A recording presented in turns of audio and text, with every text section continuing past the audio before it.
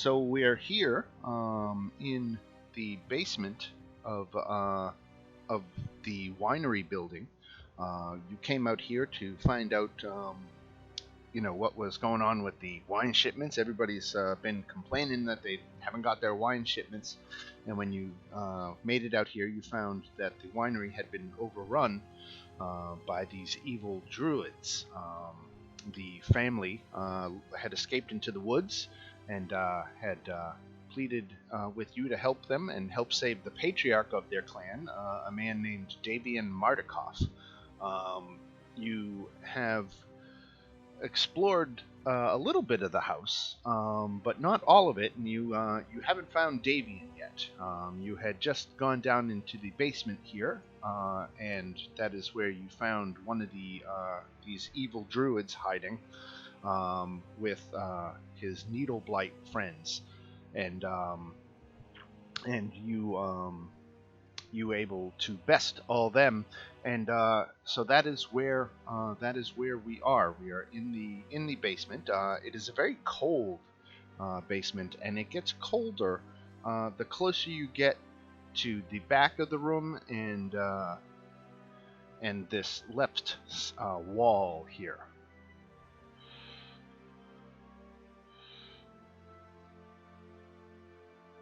Sophina doesn't like the cold that much. No, the cold sucks. So you're in the wine cellar. You really have only been on this half of the room. You haven't gone and checked out the other half of the room. Not that there's necessarily a ton there, but is that a door at the bottom? Yes, it is. Okay. Yeah, let me go ahead and pop that door open for you. It is a stairway leading up. Oh, weird.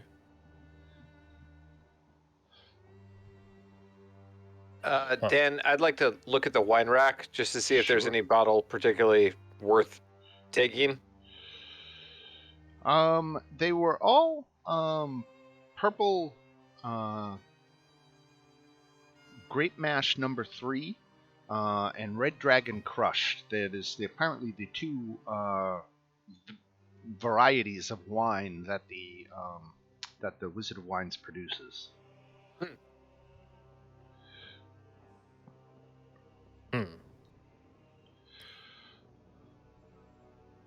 But all those bottles shattered. You might remember. Smashed. Oh, that's right. That's right. Okay. The druid cast a thunder wave, like a genius. Oh, that's right. Yeah. And all the bottles went kablooey.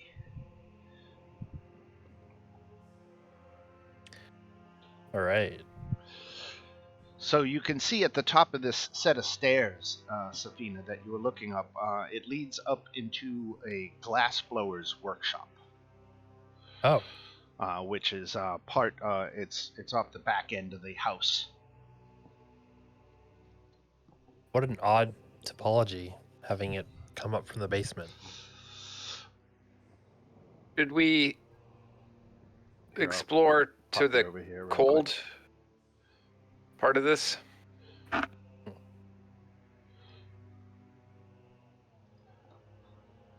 Yeah, so no necessary explanation for any of it, but it does get colder.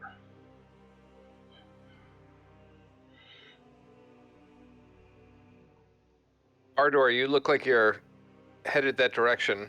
I'll follow you if you go. Okay.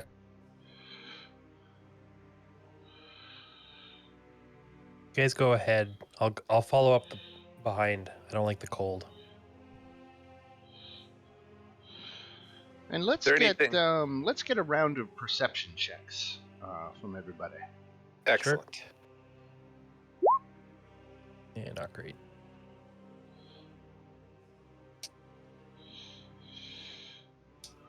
Okay, Caldron, you noticed you found a secret door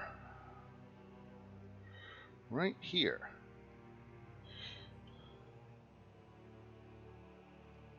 I don't know where. I didn't see. Okay. There it is. So it's right there. You see the S that I dropped there. Yeah. So that is a secret door, and when you take a look inside, you can see it takes first of all it takes some effort to push open the secret door, and when you do push it open, you are greeted by a blast of super cold air. A dark tunnel stretches for 15 feet, ending at an archway beyond, which lies in a shallow cave. Like when you say cold, dangerously cold. Are we talking like below freezing here, or just uncomfortable? As you are entering this little hallway, you can very clearly see your breath. So it is getting to be freezing. Okay. I'll shout back to everyone. Hey, I found this tunnel. It's freezing in here. And I'll go very cautiously forward. Okay. Now, when unfortunately there was some brown mold that is clinging to the walls and to the interior of the cave. And when you move within 5 feet of it for the first time, you have to make a DC 12 Constitution saving throw, please. That's not good. Haha! All right. I mean, no problem. So half damage. Wait a sec, that's not good. Oh my goodness! 11 cold damage. 11 cold damage. Okay, I will retreat very quickly from the room. Yeah, I'm gonna move backwards, sort of shivering, and get out of the way and just hug myself over here.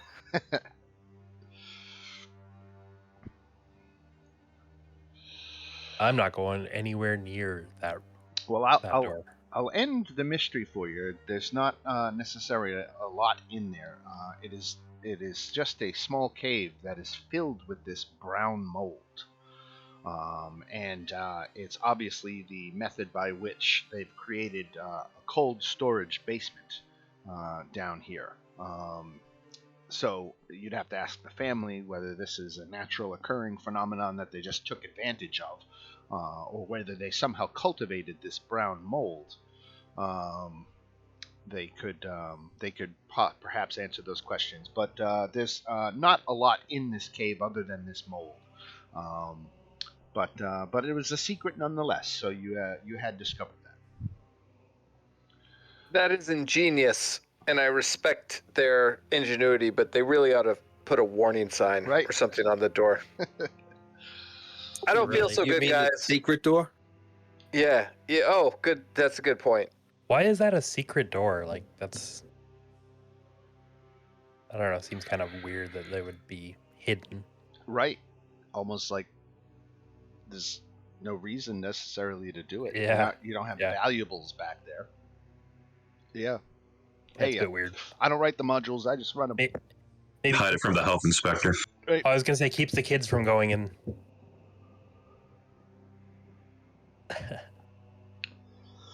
So that would seem to be the extent of what is here in the basement. There are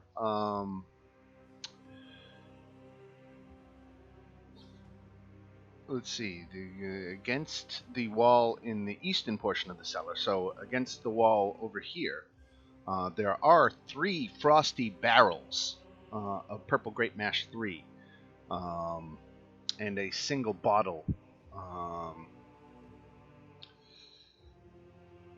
Oh wait, that's smashed on the floor. So there's 3 barrels down here. So those potentially are barrels of wine that could be delivered to the thirsty residents of Barovia. But I think you have a more pressing need to identify the location of Davian Mardukov. So it would seem that you're out of options down here in the basement. So how would you like to go back up? You came down this ramp here. Was there... There's another flight of stairs where I am. Yeah, right. What's the in the room that you put me in briefly? Was there anything in that room, or was it just an empty? Let me read to you real quick what it was. Let me just scroll back up. Sure. for anyone wondering, that up this flight of stairs here is a Glassblower's workshop. A dirty window in the south wall allows dim light to enter the room. Wine bottles are manufactured there, as evidenced by all the tools lying about. So there was a door outside, and then there was a door that went into the main fermentation vat room. Somehow missed that door. Yeah, it was at the back of the wall. Yeah. I just Make their own bottles. That's impressive. Right? It's a entire operation. All right. Well, let's head up this other set of stairs, I guess. All right, I'll move everybody up.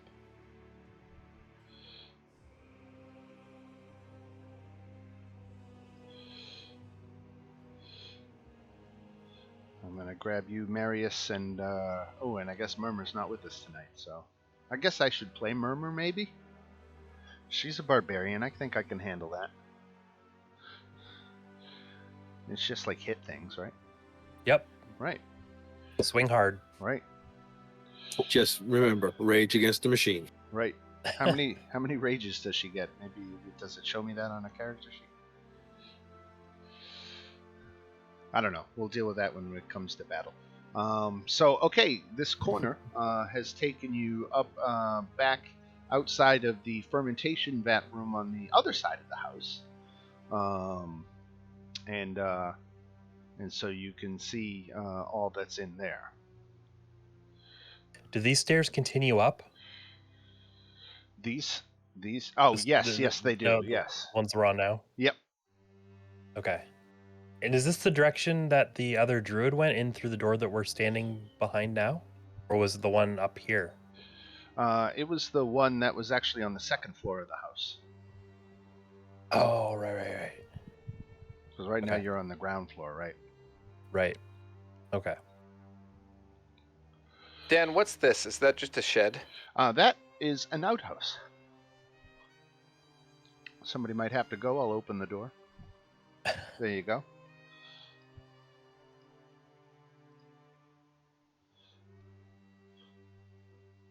We should go to the second floor. Although, we've already been there? I think we have. You have, but you didn't explore it in its entirety. Nor have you explored the first floor in its entirety.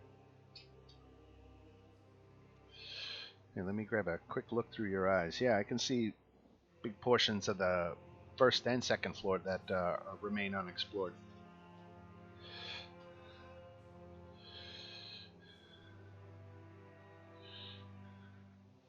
Is this a window or a door?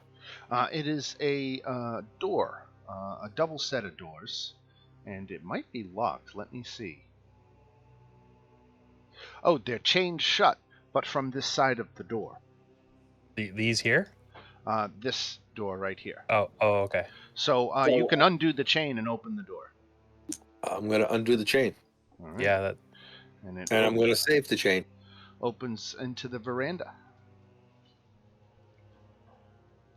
Oh. That's not what I was expecting. Right. It's open air. It's got a roof over it, but there's no walls, so it's open to the outside. Resting what about that? On a flagstone. I'm sorry. What were you going to say? No, go ahead. Sorry. No, I was just reading the text for this veranda. Just 3 5-foot diameter tubs with the inside stained with grape juice, and then the sliding wooden doors at the back end of the thing. Not much else there. Grape stomping tubs. Right. Exactly. Got it. Now that's what you need golems. Keldrin, you look like you might be able to use a little bit of healing. Yeah, or a rest. I still feel very cold. Yeah, just I'm okay. We should find this Davian? Yeah, I don't know if we Damien can first. wait. Right. Yeah, I'll be fine. Should we go to this door down here? And by we, I mean someone else. What is this? This looks like it's a It ladder was or something. it was a little door, another door, and I just opened it for you since you already opened the double doors. Okay. Yeah. What about these doors? I'll go ahead and pop it open, and you can see into barrel storage. There's 13 empty barrels in here, and a spiral staircase going up. Another door, which I'm going to go ahead and open it for you, and you can see that this is a barrel making workshop. And has a door directly to the outside. Okay. Really is an all-in-one operation. Holy smokes. Right? Actually, how many are injured right now? Marius and Darian, you can hear a scratching sound coming from this large barrel behind you. Looking around the side, there's an obvious crack in the barrel, so you know it's probably should be empty, but something's making a scratching noise.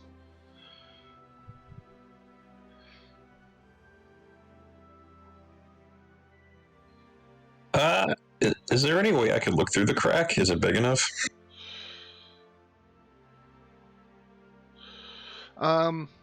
Yeah.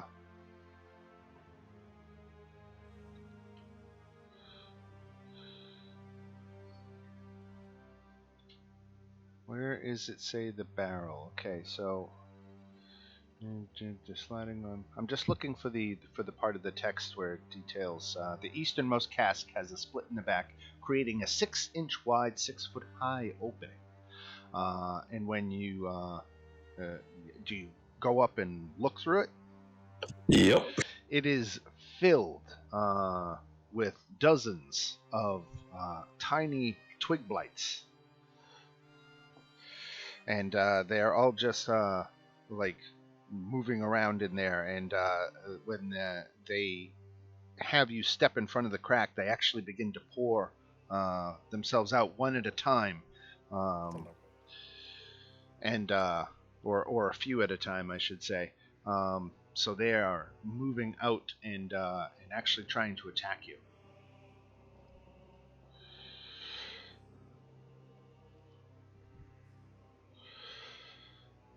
So I guess we should roll for initiative. Damn it.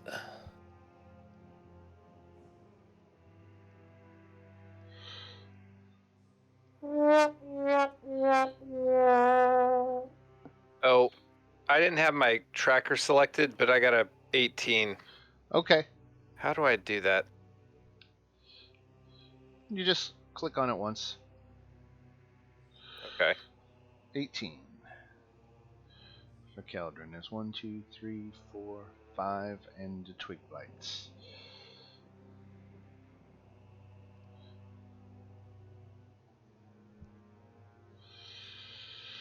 All right, Keldrin, you get to go first. Can you even see this thing? Is it? Yeah. Yeah. Let me get rid of the dynamic lighting of that barrel so you can see it. Okay, but so do I know where? I guess I can't see my party member who's over there. Right. It's got to be the way this thing works. Is it's a little bit theater of the mind for this one because there's in this little space there are like 24 of these things, and I don't have 24 tokens stacked on top of one another. So it's a little fuzzy. The movement in this one, but we'll just kind of run with it. Your token placement for this purpose is a loose placement. Now, are they inside a barrel? Yeah.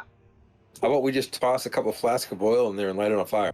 That's what I would love to do. Alas, I have no said flask of oil. So where are they pouring out of? The 7 o'clock position here on the barrel. There's a little split. Okay. So they're technically emptying out into this space. Okay, so I'm going to move... Actually, I'm just going to stay right where I am, if I can see that. And I'm going to try and cast web. Here. In that space? Ish, yeah, with the intention of trying to, like, either keep them in or keep them from exiting that area. Okay, very good. All right, so...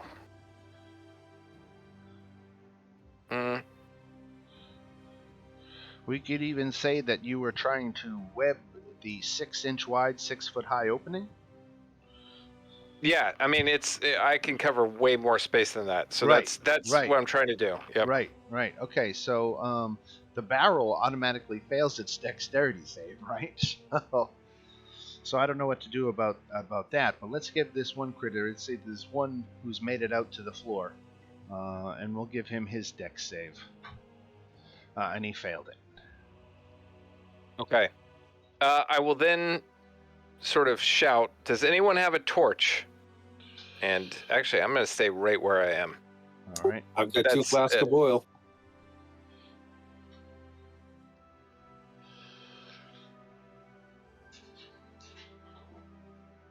What do you got, Darian? Okay, so you said this guy made it out, right? He did, but now he's webbed in place, so he's outside the barrel, but immobilized. Okay. I don't know the exact language of the web spell. I don't know. Is that restrained? It is restrained, I think. Okay. All right. Okay, well, I'll just move down next to it since it's restrained right now, and I can just start swinging at it since I have advantage. Right. It's not going to take much.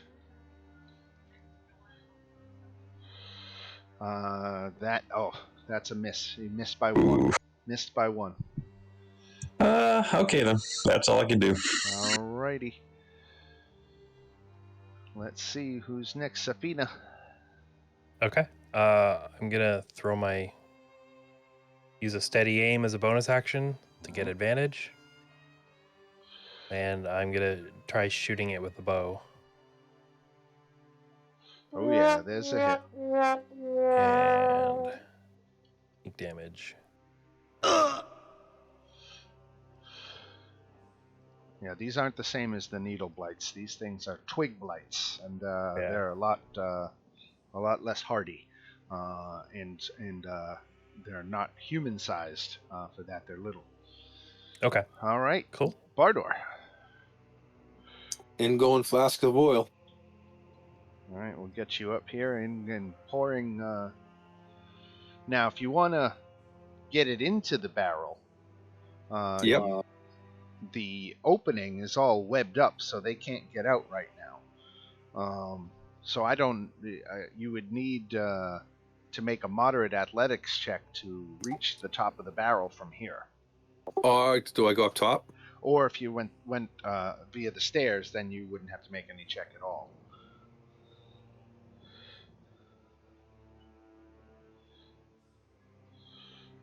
What do you think? You want to go run up these stairs onto the balcony so that you can access the top of the barrel, or you want to try to scramble up with an athletic check right here? Let me check. What's my athletics?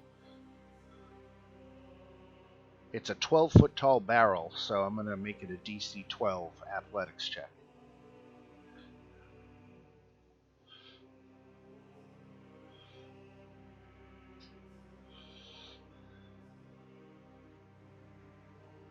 There you go. All right, you crushed it. So you from here, you jump up and grab the top lip of the barrel, and with an amazing feat of strength, you hoist yourself up so that you can access the top of the barrel, and now you can pour your oil in. That's what I do. All right, very good. So we got a bunch of oil-soaked twig blights. Anyone got a map? Is there anything they can do against this webbing? Can they attack the webbing? Can they make another saving throw? Yeah, let me try and put it on there again. I don't know why it didn't. I don't know why it's doing that instead of giving you the text of the spell. That's all right. I can look it up too. I got it. Okay. The web fills a 20-foot cube, blah blah blah. Where the conjure each creature that starts its turn in the webs. A creature restrained by the webs. The webs are flammable. It doesn't say anything about like how you can like clear them. Yeah, it did. It says it's flammable. Yeah, but they don't have a source of fire. They don't want to light Uh, themselves on fire? Come on. Right. Okay, so I guess what I can do is we can say that this guy is trying to push out, so that means he's entering the webbing, and then that means he can make a saving throw, right? Yeah, that sounds right. And okay, so this guy made a saving throw, so he did not get caught up in the webbing. He was able to push through and not get caught. And he comes out here, and he is going to attack Marius. Does a 15 hit Marius? I don't think so. All right, and with that, we go to Marius. And you are muted. Right. Okay, so did we get oil in the barrel? Yes. Yeah. All right, cool. I'm just gonna ignite that shit. Excuse me. Sorry. No problem. This reads: you hurl a mote of fire at a creature within range. Make a ranged spell attack. The target takes 1d10 fire damage. A flammable object hit by the spell ignites if it's being worn or carried. What are your thoughts on it igniting a barrel? Certainly can ignite the webbing, and if the webbing goes up, then the oil inside goes up. Okay, well, I am going to aim at the webbing. All right. Yeah. I don't even think we have to make a roll, but you managed to hit an immobile object that is plainly 3 feet away from you. So congratulations, and it bursts into flames. And Do I roll? Let's see. That does how much damage? 1d6 fire damage per round. Plus this, I guess, the 6 fire damage that it dealt. Right. So we're gonna go ahead and call this one. I'm not gonna go through the tedium of killing all 24, but I think you've found an innovative way of clearing them. So we were gonna go ahead and mark this guy down, and let's see how much XP should I give you for that. Let me take a look. We'll do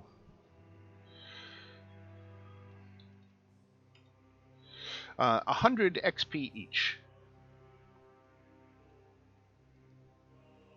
Now, we witnessed the druid pouring some liquid into that over there. I wonder if that liquid somehow seeds the wine with these hideous wooden creatures. Or is it just poison? I think it's just poison.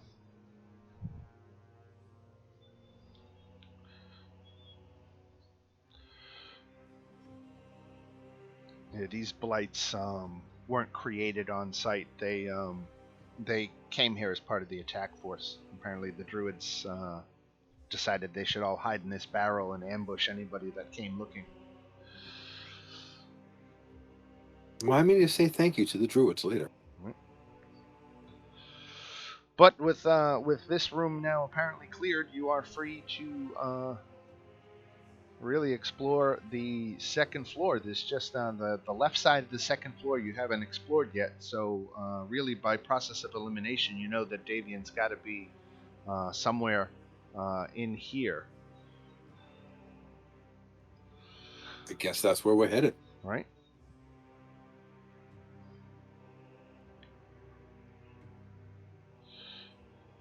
There is a stairway in here, right? Does someone want to head up it? Is it the ramp we can go up on the end or the stairway? It's right here.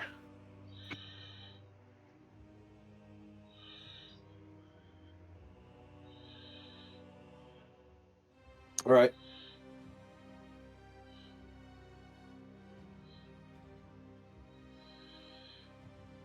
Let me get rid of that guy. All right, so how are you going? Stairwell that I'm standing on. Oh, that little spiral one. Got it. I forgot it was there. And when you had your token on it, I couldn't see it. Let's move everybody up that set of stairs. So I believe you've already found the kitchen on your previous journey upstairs, and you found the master bedroom. I remember that very specifically because Safina was having a crisis of conscience, I think, about stealing the Mardikov's belongings. But Yeah. you have a corridor in front of you now with besides the kitchen, there are two doors on the left and a door further down that is open. Or excuse me, that would be on your right.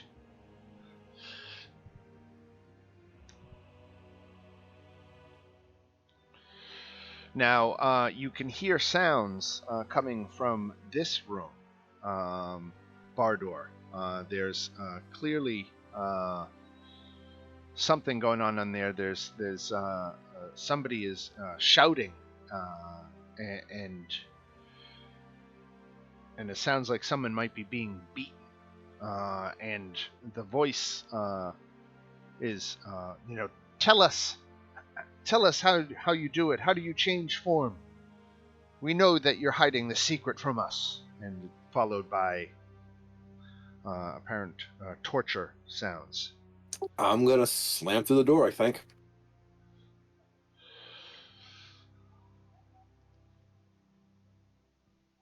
Is the door open?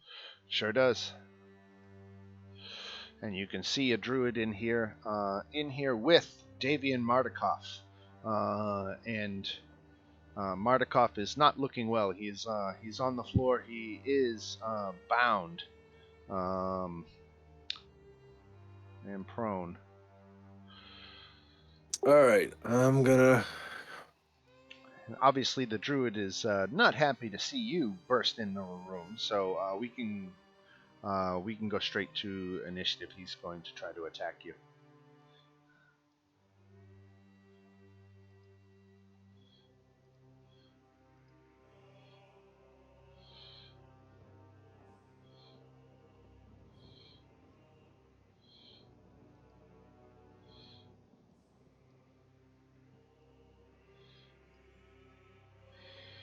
Okay, so there's Bardor, Darian, Keldrin, Safina.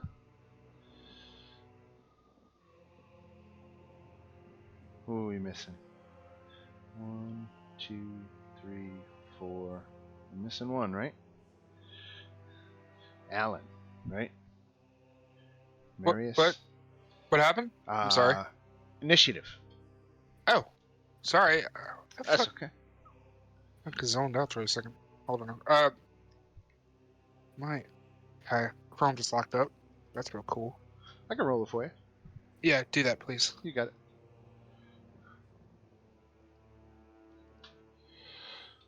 All right. In going in descending order, the druid in the room when you opened the door screamed out, and from the open hallway or open door at the end of the hallway, you see another druid step out, and he. Let's see what he does.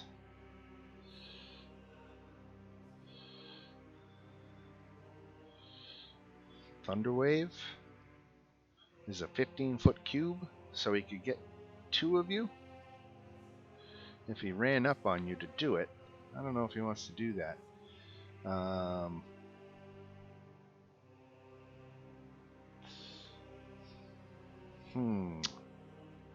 Maybe all he's going to do is run down the friggin' hallway and try to hit you with his quarterstaff. He'll use a bonus action to cast Shillelagh and then attack Bardor and hits for 7 points of damage.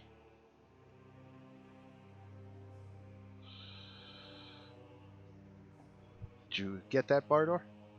Yep, I'm making the change. Okay. And then Keldrin, you are kind of standing there with Bardor. And let's see, let's shuffle you off. Right, yeah, let's shuffle you off right there. And so you can attack either druid. The angle of the door is really making it tough to attack this one, but you can attack the other one. Yeah. Man, this is just really not a good situation that I'm in here. Yeah, I'll just do that. I'll attack that druid. All right. Okay. There you go. 8 points of damage. Nice. All right, Safina. Okay. Let's see. I get a steady aim. And I'm gonna short bow the druid. All right, the one you can see in the hallway. Yep. 8 points of damage. All right. And Sneak attack too, right? Sneak damage on there as well. 13. All right, this is going to be tight quarters. 1, 2, 3, 4. Does this creature have reach by chance? Yes, holy shit. It does. Look at that. So the Vine Blight comes on up behind, and this is another Blight, but made entirely of vines.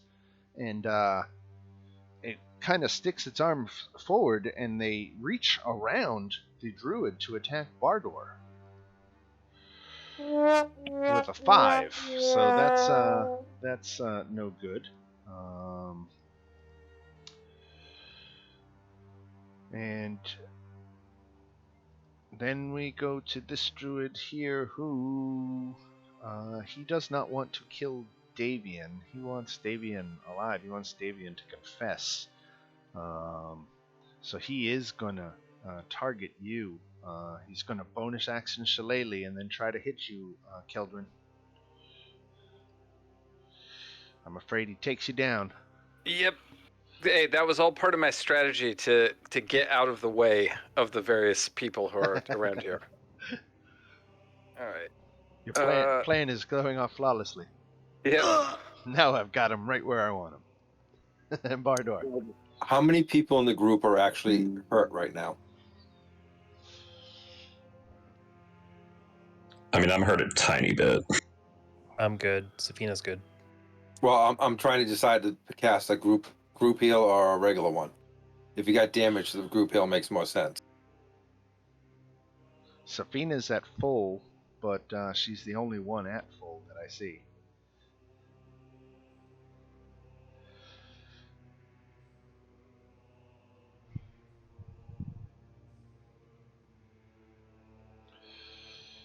Everybody takes 11 points of healing.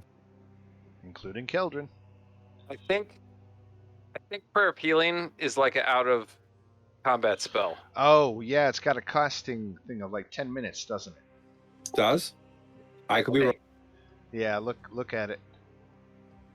Okay, yeah, it does have a long... I'm sorry, my bad. That's it. It's okay. Easy mistake to make. You're not the only one. The only reason I knew it is because other people have made it. Ah, okay, that changes up what I'm doing here.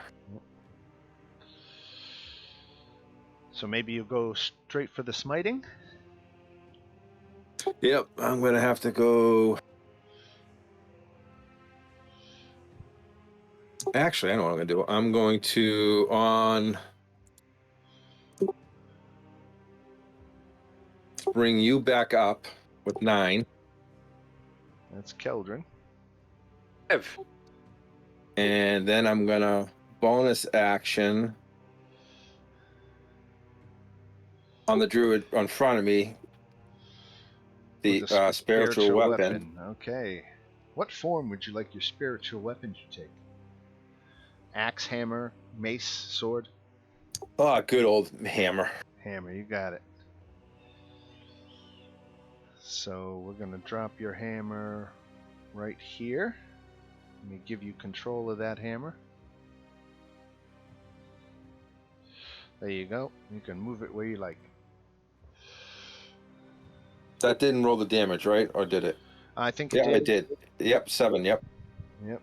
14 to attack. The druid. And you're attacking this druid? No, I was actually doing the one dead in front of me. Okay. I gotcha. All right. And so a 14 just misses. 1 second. To a space issue. No, I'm debating whether he had bark skin on already or not, and I'm gonna say he didn't have it on. So he does get hit, and that takes 7 damage.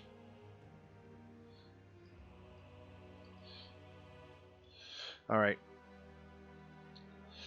And if that does it for Bardor, then we'll go to this Blight, who I think is going to be blocked off. He can't reach, and that takes us to Darian at a crowded corridor fight. Yeah, I'll see if I can make some room. All right. I'll just go. I can go one more. So I'll go right here. And I'll attack that druid. All right.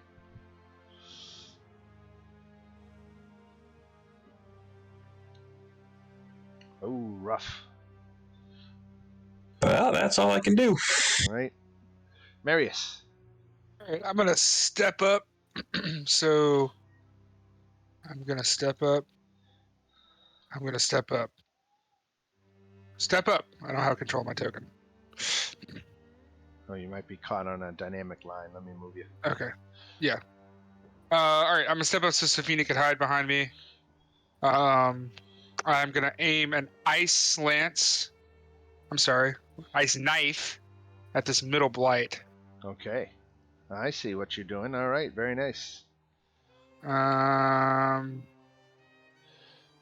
level 2.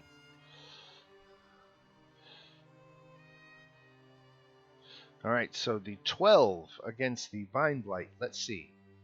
That hits. Okay. So the middle Vine Blight takes 2 piercing damage, right? Yep. And then And- they have to make a DC 13 Dex save or take 3d6 cold damage. Because that tie goes to me, right? Now me. They should make that consistent. Half damage. Each creature, so it hit or miss, the shard explodes. The target, each creature within 5 feet must succeed on a dexterity saving throw or take 3d6 cold damage. So all 3 of them have to make the save. Got it. All right. So Vine Blight number 2 making his fails his, so he takes 13 cold. Yep. And then the Druid makes his dex save and crushes it and doesn't take the damage. Okay, so that's Marius with the ice knife. Anything else? Nope, that's it. All right. They're fanatical, and so he's just, regardless of his own safety, he tries to attack Bardor again, and fails. And then we go to Keldrin on his back, but alive. Stand up. And grateful to be alive, I'm going to attempt to put down that bastard who hit me with his shillelagh. So I guess this is just a rapier attack again. Oh, Not good. ouch. Anything else? I don't think there is anything else I can do, so no. All right, Safina. Okay. Steady aim. Another short bow attack on this guy. The Druid. All right. Druid. And 23 hits for 9 Nice. damage. Down goes the Druid. All right. And then just looking at something else. Okay, that's it. All right. This Vine Blight is going to move up and is going to attack Bardor. 18 hit Bardor? My AC is 18. Okay, so that hits. And you take your 10 bludgeoning damage, and you are grappled by the vines.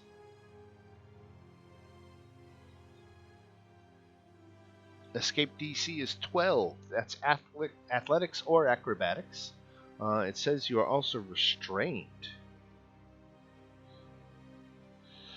Okay, so this guy's got his vines all up in your grill.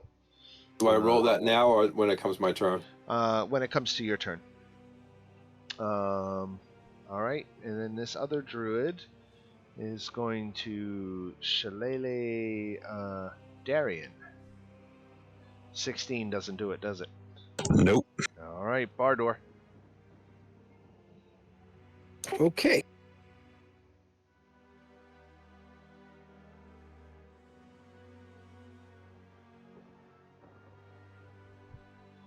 Athletics 16, you break out of the grapple restrained.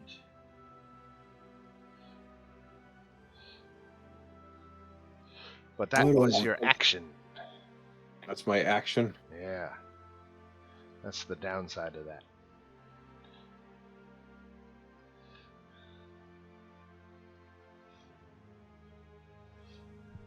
I don't know. All right, I think if you think of something, let us know. But in the meantime, this guy is going to try to reach out and touch you again, Bardor. You're just in a bad place.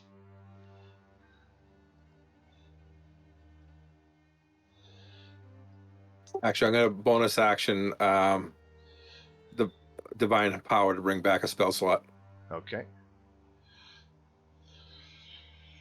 Ooh, and then this guy back tags you for another 11 damage, and you are re-grappled and re-restrained. Dan, I just step away for 2 minutes. Did anything happen that? No, you are fine. Okay, all right. All right, and then we go to Darian.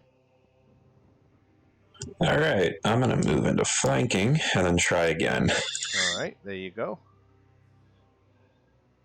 17 definitely hits for 6 damage. And that's it. All right, Marius.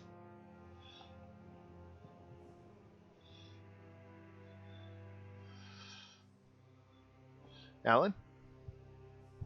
It's my turn. It is. So can I move like 1, 2, 3, 4, 5, 6? No. Can I? No. So here's what I'll give you. All right. Let me find it here, because I think I got it.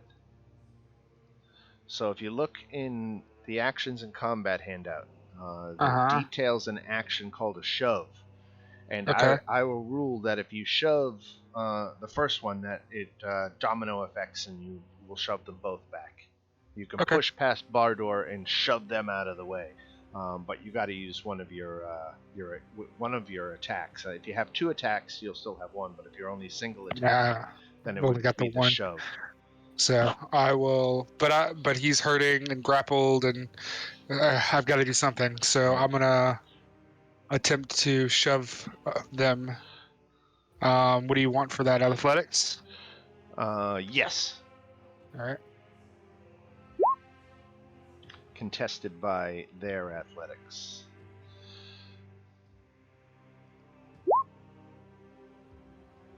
So you win, you push them back. Bardor is still grappled by way of the vines, but you've forced a little room. Got to give my man some moving room. Thank you. No, nobody fights in a basement or a hallway. This was a terrible idea. I yell out as I do that. Hey, I was trying to get in the room. All right, that's my turn. Alrighty. This druid is out of the fight. Keldrin.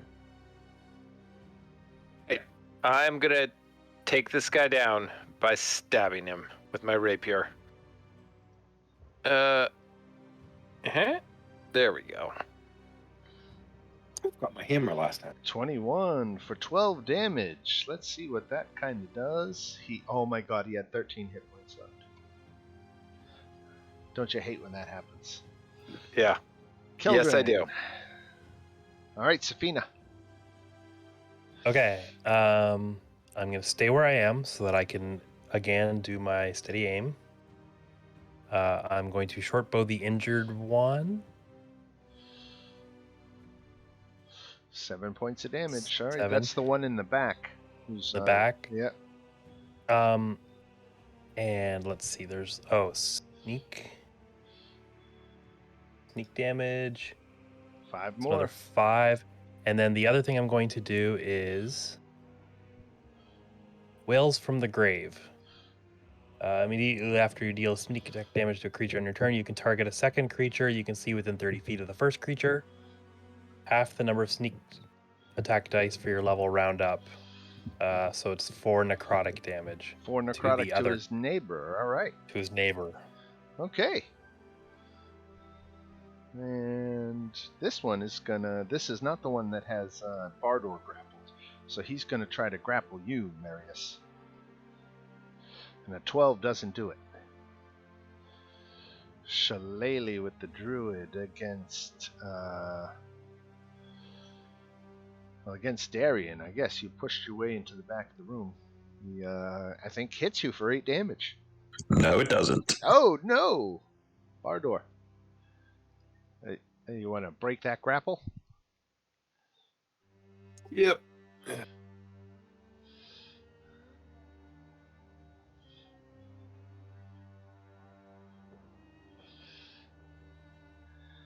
Athletics or acrobatics? Yeah, I was just 21. All right.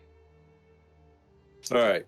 Next, I'm gonna have my hammer hit that vine again. So I forgot that last time. You want to attack the one in the front or the one in the back? One in the back that looks the most beat Got up. it. Right.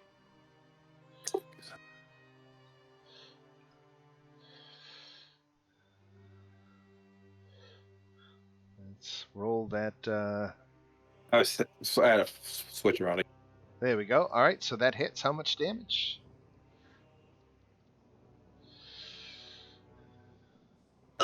He goes down.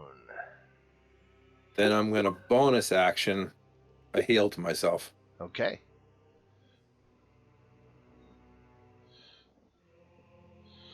And how much healing do you get? 7 points. All right. Darian. All right, gonna try to finish this one off. 16 hits. Down he goes. And Marius, you are facing down the last enemy. All right. I'm gonna swing at it.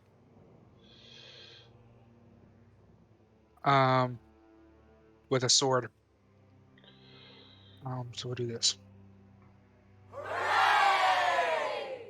Nice. All right.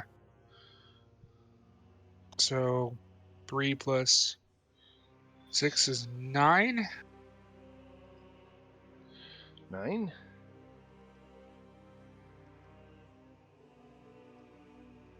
And that's my turn. All right. Keldrin. All right. I will step out. And I guess move back there. Right. And then I will cast Toll the Dead. Very good. Okay. Here we go. Failed his wisdom save. Okay. And it's missing hit points, is that right? Yeah. It is. Goodness. Oh, that's rotten. But 5 damage nonetheless gets taken off, and we can go to Safina, who could end it. All right. Steady aim. Short bow.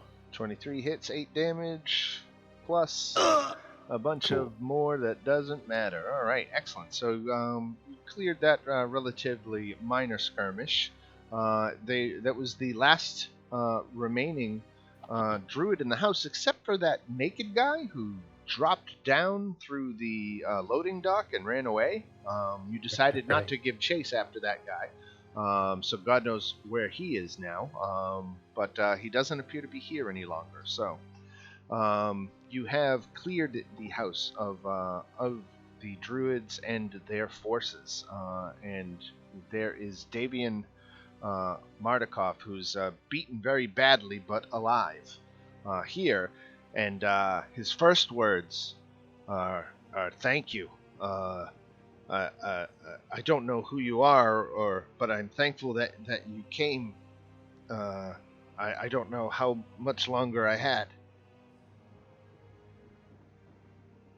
Who are you, by the way? Have we named our party yet? Because we should. The Farty Thieves. That's a lie.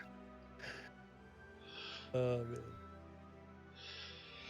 So you could explain to him that you were sent here by his family.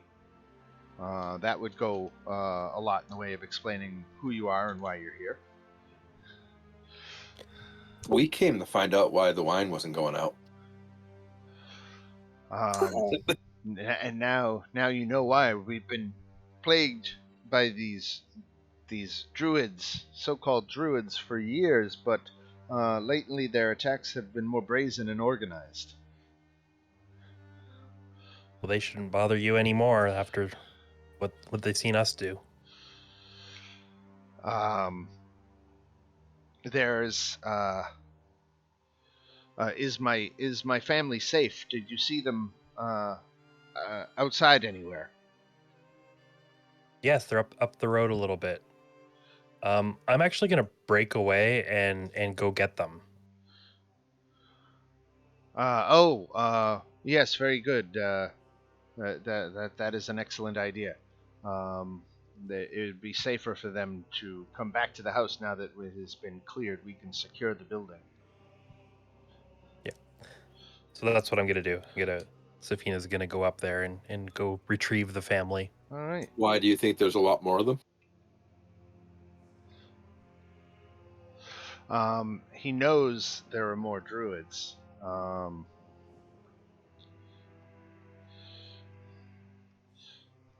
Did we check that other vat to see if there were needle blights in it?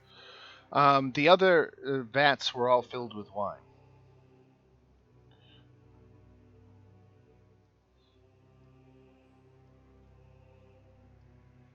Once we get the family, might I suggest that we rest here? What time is it, Dan? I'm gonna check that right now for you. Let me see. I just wanted to move everybody down here from the woods. Yeah, I kind of think no matter what time it is, we take a long rest. Right. I think we're pretty beat up, aren't we? All right. So time check is. It is about 2 in the afternoon, 3 in the afternoon.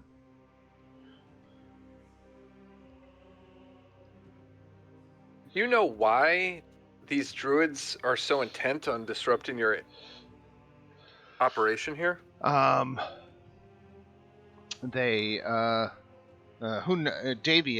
is something of a sour, cantankerous old man, and he knows what who knows what damned things go through their damned heads.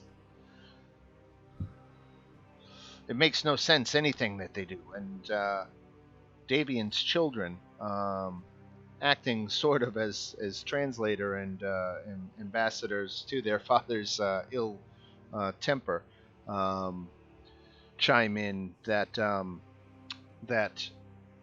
the best guess that they have is they think that suffering is holy, and anything that alleviates suffering is therefore unholy. And that's effectively what it boils down to. Because some people find escapes from the hardships of this land through drink, the druids would see that denied to the people so that they can live in a more holy state of being. To their twisted logic, anyway. By the way, what do they mean by change? How do you change? Davian, nothing. Who knows what damn things go through their damn heads? You can't make any sense of what they're saying. Can I insight check that? Yeah.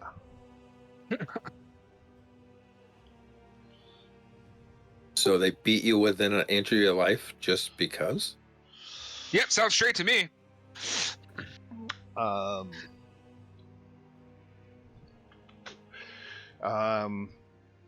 Yeah, Davian's not budging. But that's when Adrian steps forward and says to the father, "We can trust them.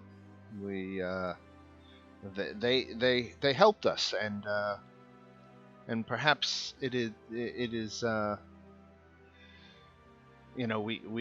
we should trust them." And Davian is just being a stick in the mud about it, and not admitting anything. And that's when Adrian pipes up to you to at least explain to you what the druids are after. The druids believe that we can change into the shape of animals, and this is an ability that most druids have, but something that this clan of evil druids apparently has lost. And they are very envious and even outraged at the fact that we should reportedly have these powers and abilities that they do not, and so they are asking for the secret to the shape changing. And Davian says, and that's just a load of baloney. Shape changing, they don't know what they're talking about. But Davian says to his son, what about the gemstones? And his son just shakes his head no. And Davian cries out, "Damn it!" And it's like, now the bastards have got the last winery gem, and we're not going to be able to produce any more wine anyway.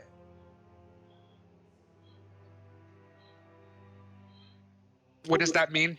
All right. No gem, no wine. Where are these people?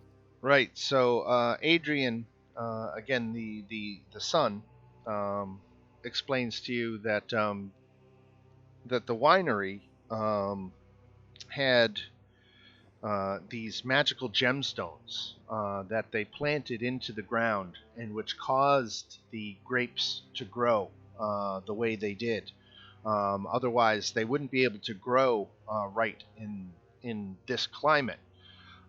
So the only reason they have it is because of these gemstones, and they had once upon a time they had 3 of these gemstones, but about 10 years ago, one of them went missing, and that's a whole other story. It caused a falling out between Davian and his son Erwin, but that's a whole other story. For the last 10 years, they've had these 2 gemstones, and we're producing 2 varieties of wine. The Red Dragon Crush and the Purple Grape Mash. It was about a month ago that a witch named Babalasaga stormed the vineyards with her scarecrows, and they think it was just by dumb luck that they happened to find one of these gemstones, and they took it and that left the winery, of course, with just a single gemstone left. And the druids who attacked the winery apparently got their hands on that last and final gem and have taken off with it. So the wine situation is about to get much, much worse if one of these gemstones isn't recovered. And Davian says to you, the party, that if you want to really help the people of Barovia get that gemstone back, and if you do that, I'll tell you the secrets about the shape changing. Okay. So he gives instructions to go to a place called Yester Hill, which is to the south of the winery by a couple of miles. He said the druids congregate there, and no doubt that the gemstone that they just stole will be somewhere there in Yester Hill. What about this Babia Saga witch? Baba Lasaga she is an evil witch that lives in the ruins of the village of Berez, which isn't even shown on most maps anymore. But she and her scarecrows haunt the ruins of Berez, the swamps and marshes that used to be a town. And they say that they've had incursions with her for years, but that her exact location is something of a mystery to them. Well, whatever we decide to do, I really must insist, sir, that we stay here overnight and impose upon your hospitality, as that was a difficult conflict.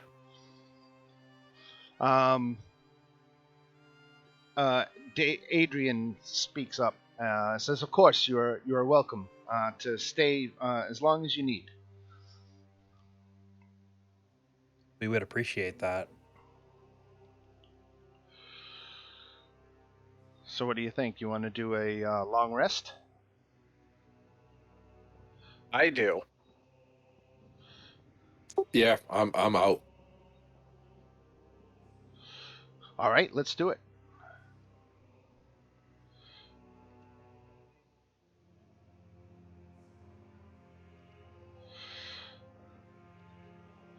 So I'm advancing the clock 16 hours because it was still the afternoon, so it was still a little bit time for bedtime. But you got to spend the rest of the afternoon cleaning up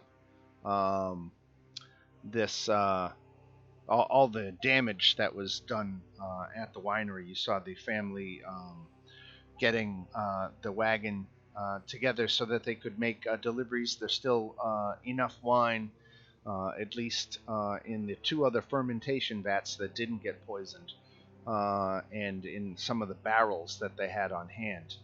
None of you know the spell Purify Food and Drink, do you? Let me look. You telling me this before the long rest? Yeah, sure. It's just if you had Purify Food and Drink, you could salvage the wine from that one barrel that was poisoned. I do have it. Okay. More wine is a good thing. And everybody can get themselves all reset to full hit points, recover half your hit dice, all your spell slots. And I get the new spells. All right.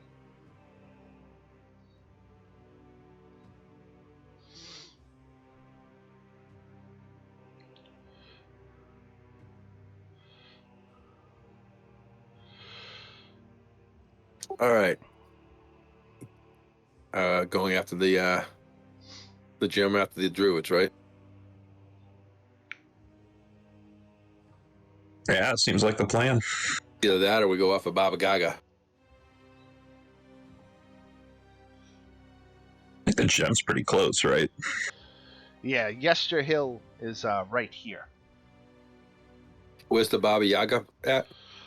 Baba Yaga is way over here. The ruins of Berez are right down here. Because I think we should be able to work out a lifetime time supply of each type that we recover. Oh, if you rescue Gem 1, then you get whatever. I see, yeah. No, those are probably terms that they would agree to. One thing that did come up in your discussing things with the family is that they don't sell their wine at a profit. They give they give most of it away,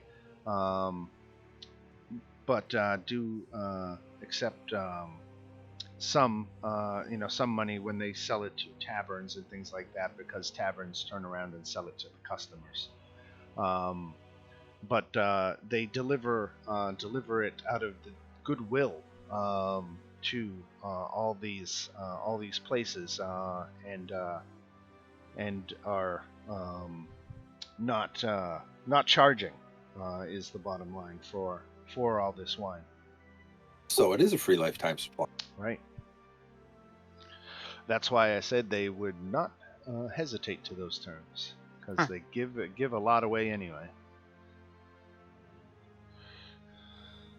I would say that they give it all away, but then it's like, hey, that Glassblower's workshop and barrel making workshop, you got to pay for raw materials. That stuff's not free.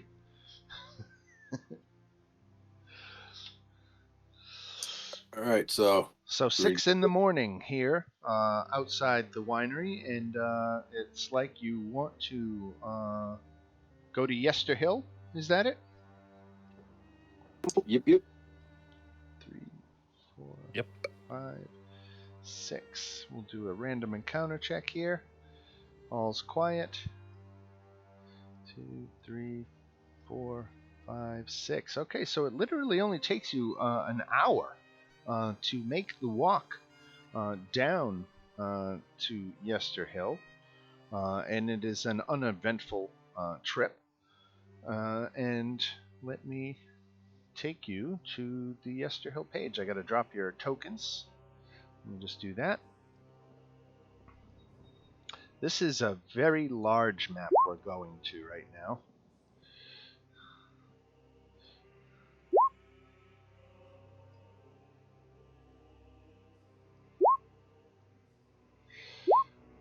Okay, that's everybody. Everybody should be able to see. Up here, let me make sure the daylight's on, because it is daylight. Oh, I didn't move you yet. There you go. Yeah, still on the overall. There you go. Let me check that daylight setting. Daylight mode on. Got it. Cool. All right.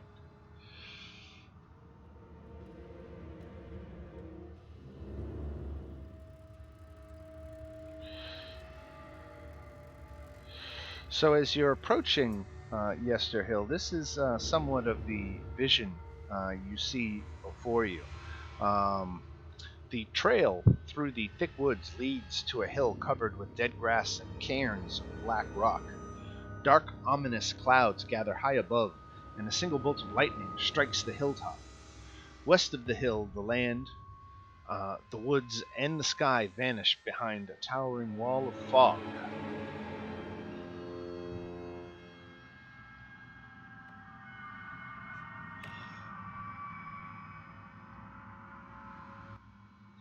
Turn that music down a little bit. There we go. I'm gonna summon Ahime and send the owl up in the sky, and kind of like to circle in around here, just to try and get a better look at what's going on top of the hill. Sure. So you can see there's a circle of stones that stands, and standing inside of it is a twisted effigy of wooden vines.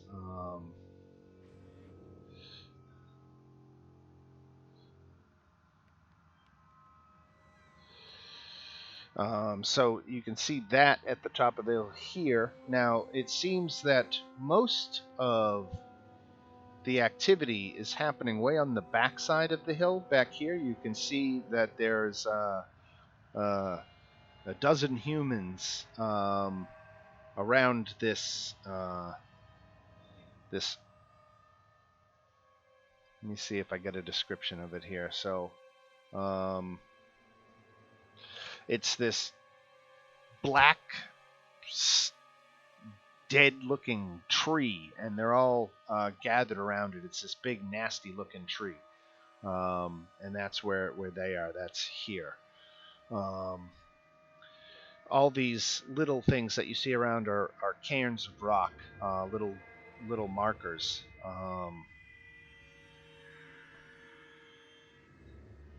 Let me see, Yesterhill.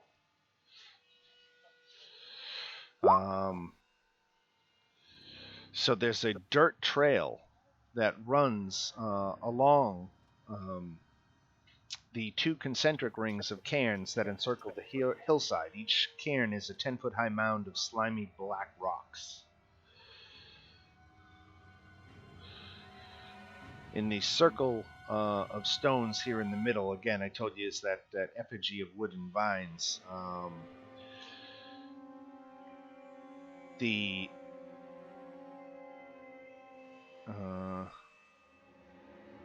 On the ground in front of the effigy, you glimpse a woman kneeling, her chin grasped by a figure clad in bloody hides behind her. So there's stuff going on. Do you want to start approaching now? I guess that's. Does the woman look as if she's in some kind of peril, or that she's participating in this ritual? You can see tears streaking down her face. Okay. The bloody figure wears a headdress of twisted antlers and holds a fist-sized gem in front of the woman's face. Okay. I will kind of come back from looking through my owl's eyes and say to the party, there's an innocent woman on that hill and she's in some danger. We should move quickly. Works for me. Let's go. All right, each square on this map is 50 feet. For the purposes of the combat that might be to follow, we'll just treat it as, they're regular-sized squares. But just so you know, Yesterhill is a very big place, a little bit bigger than the map indicates. Got it. So it's going to take a minute. If we were these guys, they can't see you where you are, because they're way on the other side of the top of the hill. But depending on where you approach from will depend on how soon they notice you, and we actually are rolling for initiative. So you see these little triangle lines? Yeah. Each one of those represents an elevation change of 100 feet. Oh boy. Right, so there's 100 feet of elevation and like this stretch of road. So that's, not quite 45 degrees. It's not that steep, but it's fairly steep. Yeah, I'm going to try and move forward as fast as I can. Just out of concern for that woman that I saw. Right. Yeah, I think a few dash action turns is definitely. Yeah, but we want to try to stay out of sight as long as we can, too. Sure. Because if we can get close enough before they see us, I'm going to try to cast silence on the middle. Stop any spell.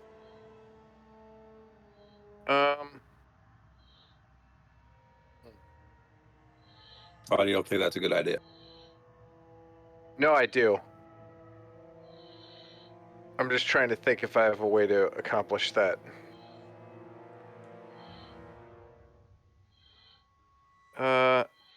So sorry. How far away? Oh, 120 feet. Never mind. Right.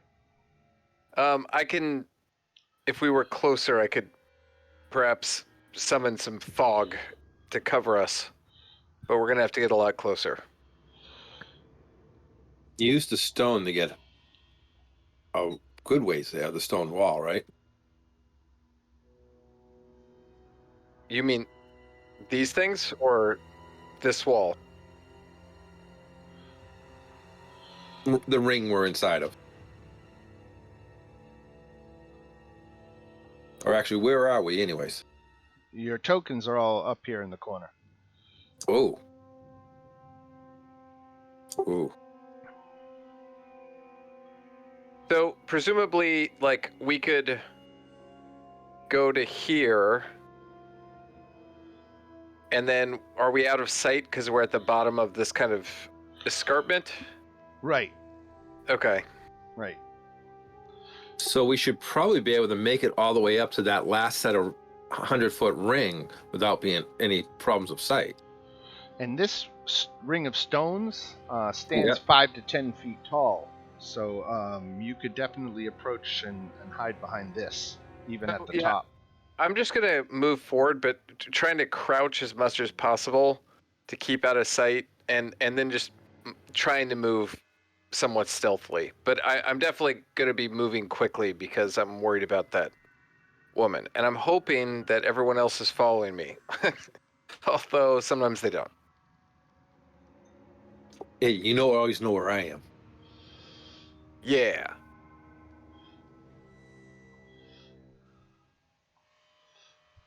Oh, whoops. That's my owl. Wrong token. Sorry.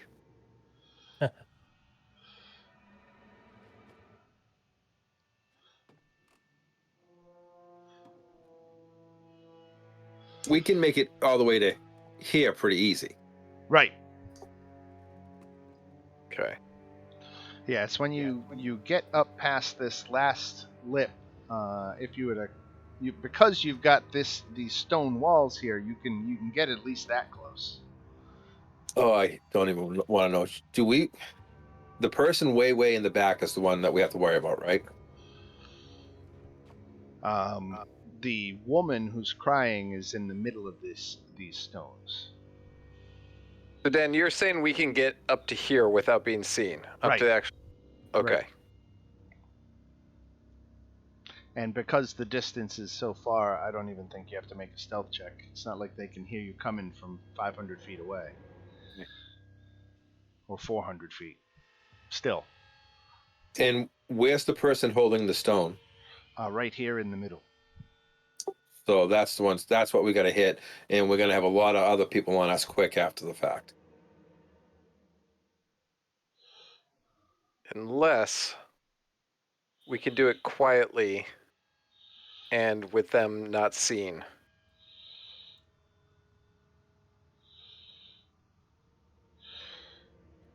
We can try silencing them and see if we can take them out fast enough that they can't get out of the silence. And if you did that, I could probably generate a cloud of fog on the other side of them so that they would also not be able to see. And Dan, you said there's fog around, so it wouldn't necessarily be odd for there to be like a little spout. Right.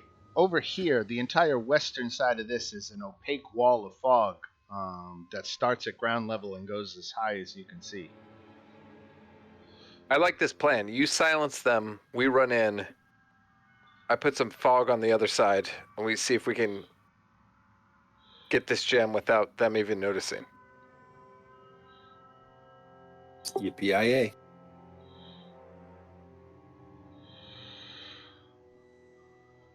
Sounds like a plan. So it's at this point you're still a good amount away, but the druids are placing a young man inside a large opening in the side of this big black tree. And the druids begin chanting in ritual. And the boy apparently is pierced by spikes that grows from the tree's bark, and it is draining him of his blood. So I've got to roll initiative for this guy and get him on account 10, because that's the initiative that the tree goes on, is number 10. So Claudio is the name of the fella in the mouth, but I'm going to use his token just as a reminder that that's because he's incapacitated. You right talking 10 rounds or 10th order? 10th order. So Okay. everybody else at this point can roll initiative, and we're going to treat, just for the sake, let me even see if I can change it. I'm going to change the scale of this map so that each grid is only 5 feet. Now, if I measure that distance, now it's 70 feet instead of 500. So I think it's going to be a lot more feasible to go. And how many feet is it to the guy? Let's see, from Bardor's location, we're talking 25 feet, No, the guy that's getting passed alive. 75. Okay, you want us to roll initiative, right? Yes. Yep. Okay. But they don't see us yet. Is that also right? That is correct. Right. Okay. Okay.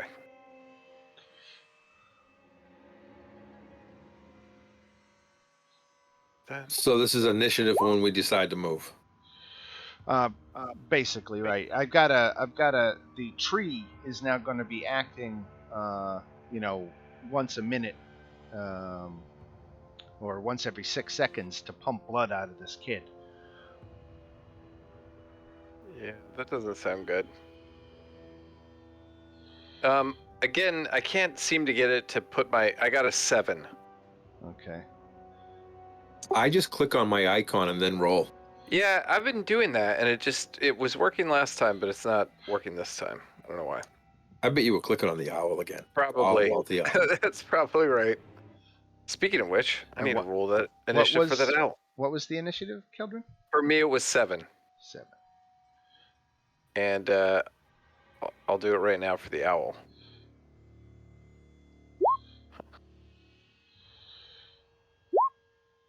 Did that work?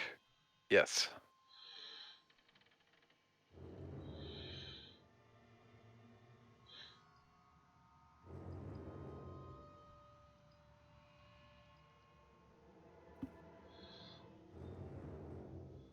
Did I not do this one?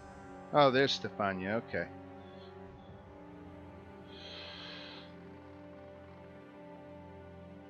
All right, so I think that's everybody, and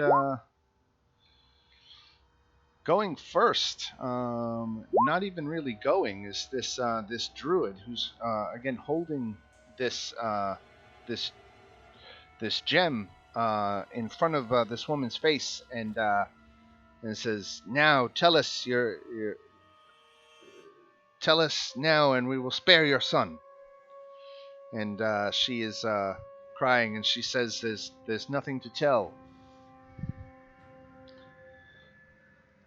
And these druids are all doing their chanting thing. What do you got, Marius? So I can't see them right now where I'm at, right? Right. If I step around this corner, will they be able to see me? Which corner? Right here, like right there. Yeah, the blood druid will be able to see you. Yeah. Okay, well I'm just gonna hold an action in case anybody comes through that hole, but bypass my. Don't we have a plan? Aren't we going to try like silence and fog and all that stuff? Or are we? The boy is getting his blood drained by the tree. Actually, can he, if you want, you could probably sneak around and get. How far could he get without being seen by the ones down below? I mean, you have really until you get halfway around. Once you come around this corner or that corner, that's where All right. they'll start to react. All right. Well, I guess I'm just gonna. I mean, what do you guys think? Well, can he ready? Can he ready an action that to get there? Can he delay his turn on purpose? Yeah, you could always in readying an action, you can use your reaction to use it at any time. Yeah, but I will sacrifice movement, correct? Right. Okay. Yeah, I don't want to be the first to act if we have a plan, so I will just hold my action. I guess maybe I could like move right here and then like lean and fire, maybe if anybody moves. Right? Right. No. Move over just out of sight, but where you can lean in and fire away. Yeah, we'll do that. And that's I'll hold an action if whenever the plan goes, I'll ready an action or Okay. have an attack ready. Yep. All right. And then we are at Bardor.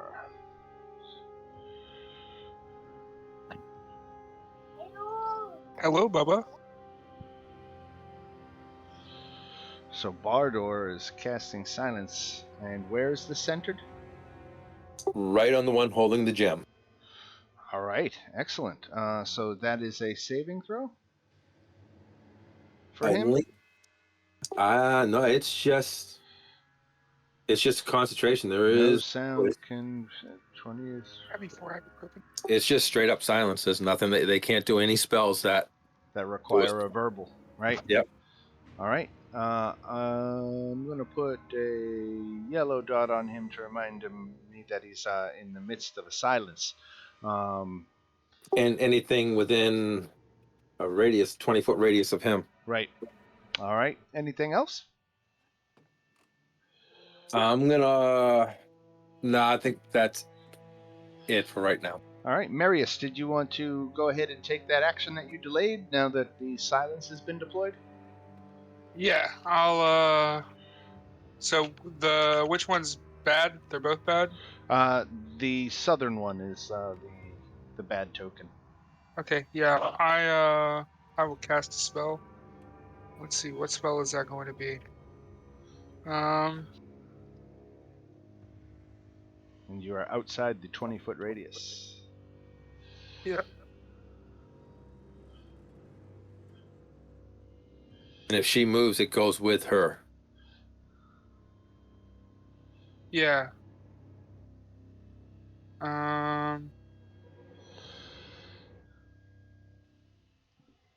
Okay. So that means she can't hear anything too, right? Correct. I am just gonna give her a firebolt.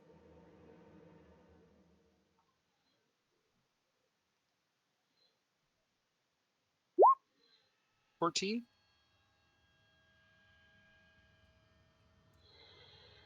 I'm sorry, I was just looking up something on that silence. It's and Dan, it's actually cast on the gem she's holding. Got it. So does a 14 hit? And you are targeting the blood druid. Yep. Yes, it does. Okay. 3 damage. 3 fire damage. All right. Okay, and then that was Bardor's turn. With Marius's reaction, we go to Mr. Owl. Keldrin's I haven't owl, told right? Mr. Owl to do anything, so he's just chilling. All right. Now, poor Claudiu. On initiative count 10, the Gulf Bias tree sprouts.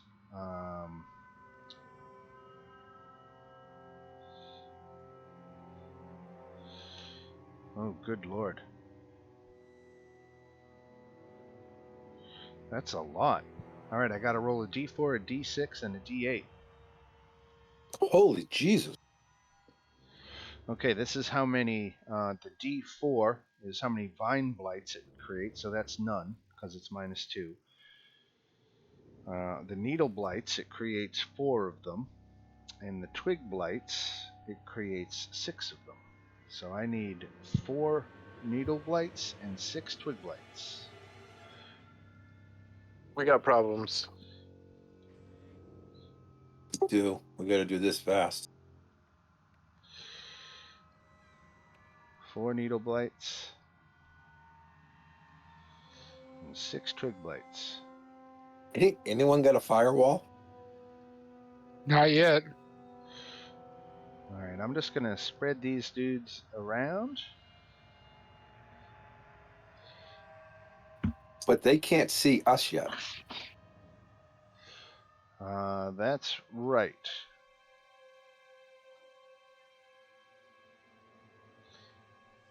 Alright, so this stuff is just sprouted up around the trees. Okay, so that's what happens on initiative count 10. The Gulthias tree, which is the name of this tree that has the young man in it. Sprouts that. From the 5th round of combat, any creature starting its turn. Okay. Alright, and then we go to Darian. Okay, so I should be able to get to him then, right?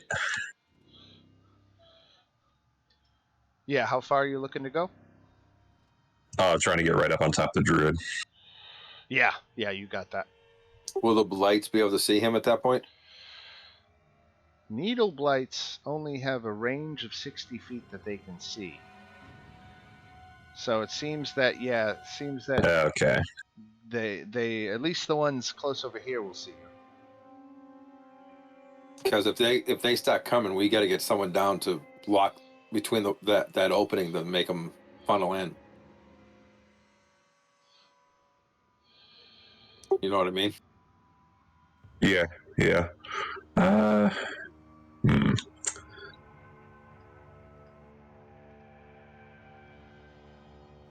I could just sprint right for that opening and just clog it right away. Yeah, screw it. I think I'll do that.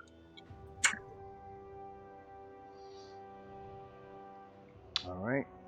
I'm just going to use my action to dash. Okay. And then my bonus action, I'll cast Shield of Faith on myself. Do that before you run in.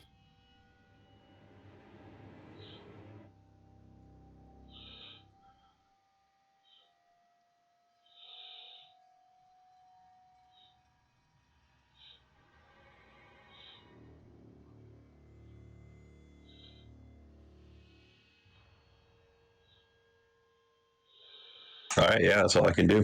All right. I'm trying to read how.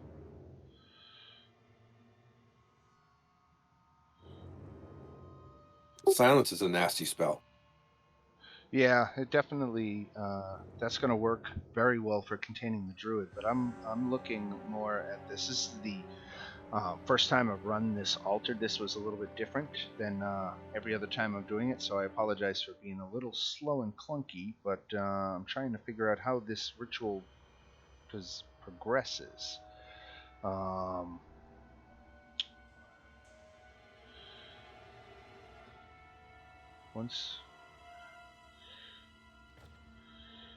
Okay, here it is. The ritual concludes after 6 rounds of combat when Claudio is drained of his last drop of blood and dies. Okay, so that's the whole thing. It only does this for 6 rounds.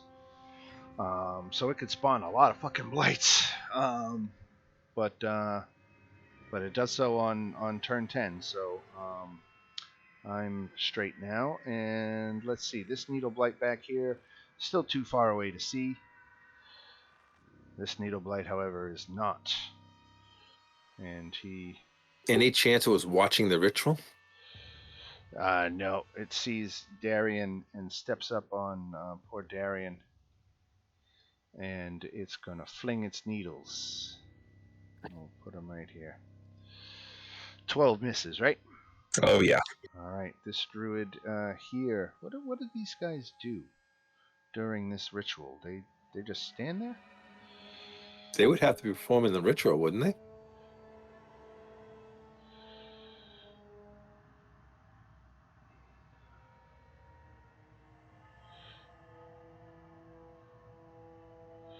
Yeah, I'm not gonna worry about it.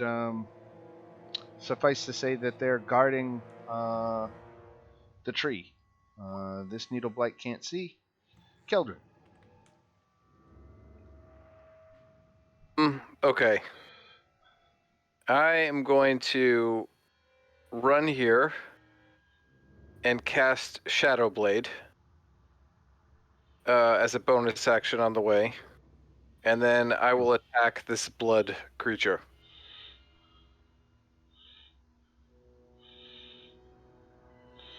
All right.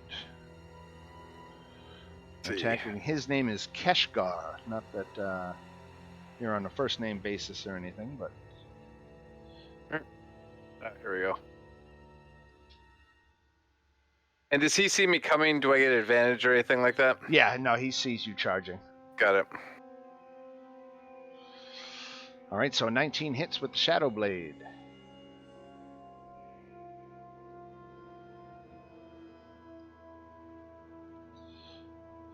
$13 psychic damage. Nice. I will call to Ahime and say, Ahime, distract this man. Well, actually, I won't Actually, do that. you can't say nothing because you're silent. That's right.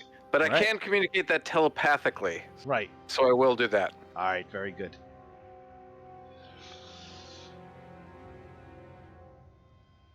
All right, Safina, what do you got? Telepathy, always good. I'm gonna move to here, or here-ish. I'm going to attempt a hide.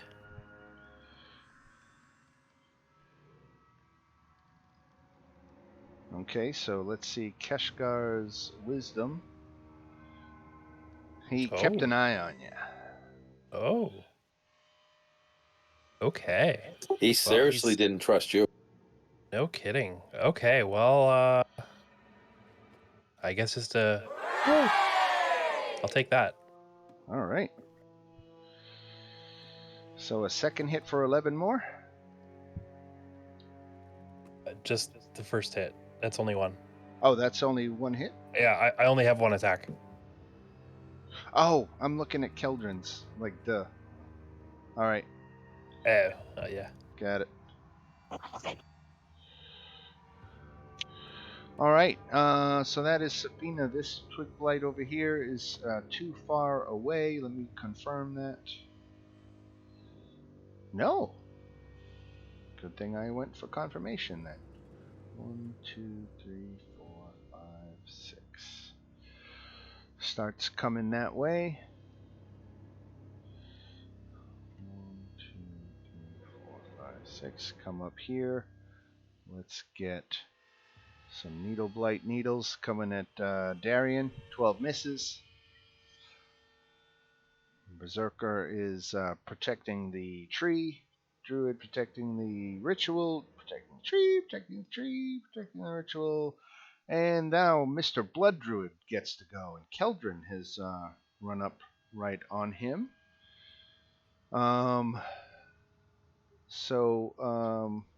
It's a ranged attack. That would mean it would be disadvantage if he did it from here, right? Yeah, I think so.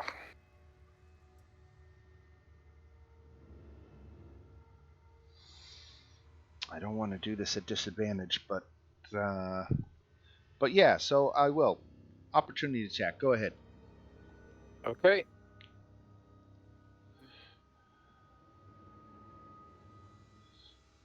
Here we go. So many buttons to press. Hit Oh, nice.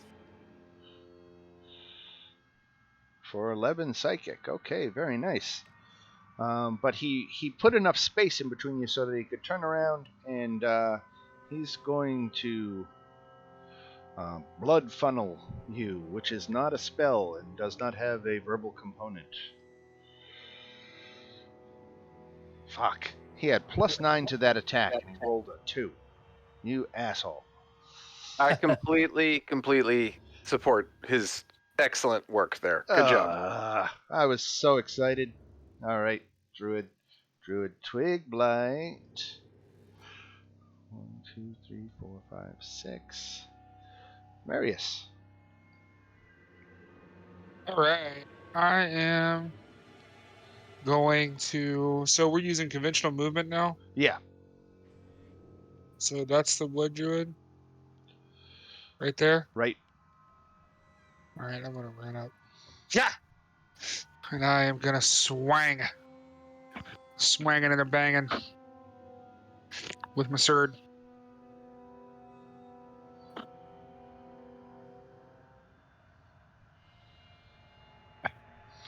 Yeah. Swing. Oh, no. Take one of Oh, those. oh, oh! I have something for that. What?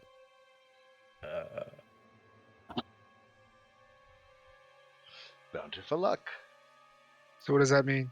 When You an reroll. ally within 30 feet of you rolls a 1, he can use his reaction to let you re-roll it. Oh, cool. Let's try it again. Yeah. Yeah. 15. Good enough. Yeah. 9 plus. Um.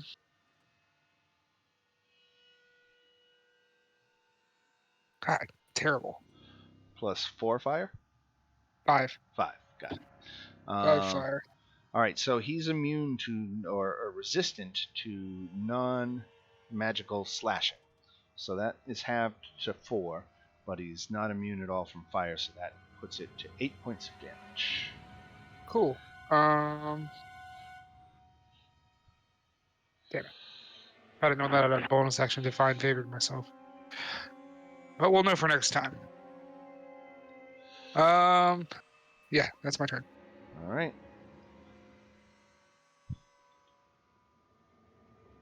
All right, this guy actually makes it up to you, Darian. 16 miss. Yeah, it does. All right, Bardor. Concentrating on that silence that is plaguing the Blood Druid. Now, can I still cast other spells that don't take concentration? No. Oh, wait, that don't take concentration. Yes. Yes, you can. Okay. We're going to start out with...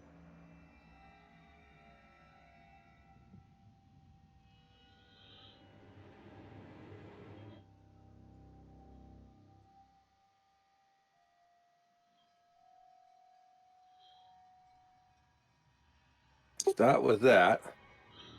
All right. And that is against the Blood Druid, right? Yeah. And then I'm going to bonus action.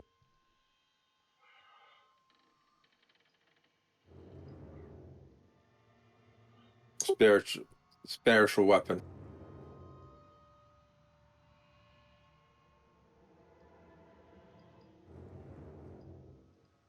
There you go. You should be able to move that.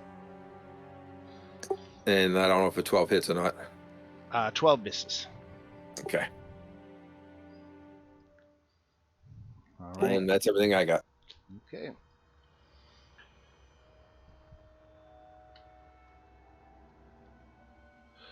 Mr. Owl. The owl will fly. Let's see. So there, and then over here, and then to there. So that will fly by and distract, sort of swoop around that guy, distracting him and giving me the help action. Okay.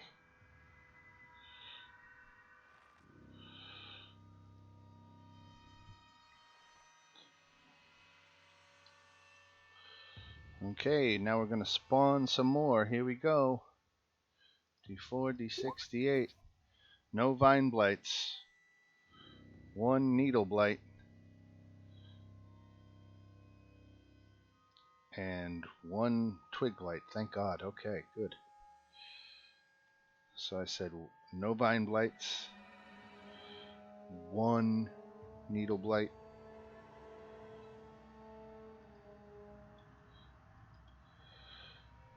And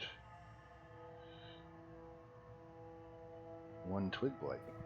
Okay, so there's all the new spawns. Let me put them in the initiative order. Alright, and then we go to, he's defending Darien. Alright, I'm just going to take the dodge action and just try to make myself a literal wall. Gotcha, alright. Interesting play, I like it. I like that. Let's see, 1, 2, 3, 4, 5, 6. Does that put him within 30 feet? I don't think so. Nope. This Needle Blight is going to fling his needles at you, and he has disadvantage because you took the dodge action, right? Yep. 12 misses. The Druid is standing his ground. This Needle Blight. 1, 2, 3, 4, 5, 6, 7.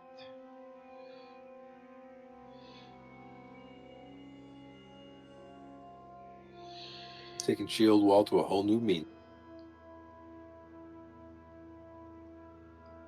Right on the cusp. Here it comes. 6 misses. Keldrin.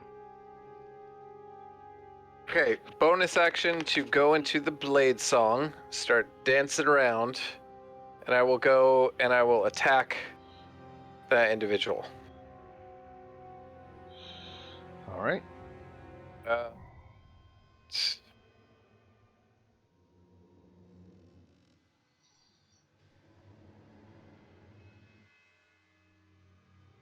8 misses. What about a 14 though? Oh, that does hit. Did you have advantage? I did because the owl. Oh, used right, the help action, right. Way to go, Owl. Okay. And I don't know why it's okay. Did it? Okay, 7 psychic damage. And he takes all that beautiful psychic damage. All right, Keldrin. Sapina.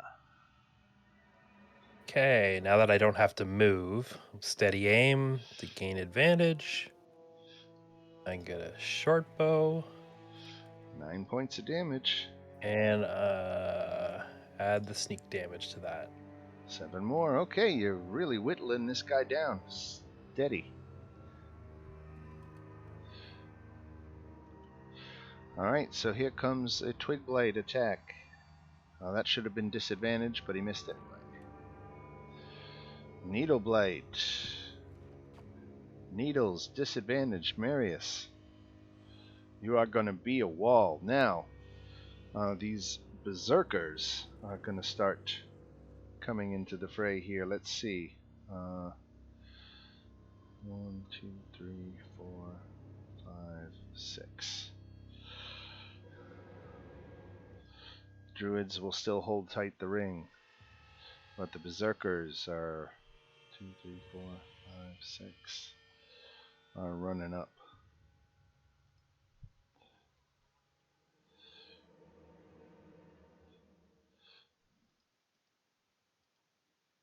All right, and the Blood Druid gets to go. So, damn, he is not at all well.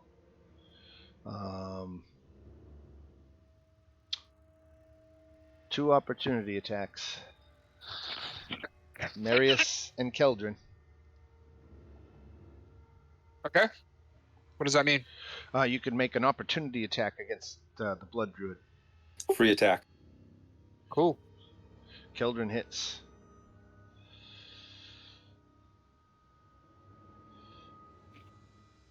And Marius hit. Wow, you made him pay for it. Let's see that Shadow Blade damage. Yeah, it's 13. If you, it's. That was another attack roll. Oh, it was? Yeah. Wait a second. What's going on there? No, I think that. Well, I have no idea. It's another D20 roll. The 13 was a 7 + 6 D20 roll. Got there it. it goes. Sorry about that. All right, 17, no problem. 17. So you made him pay for it. He uses Blood Rage.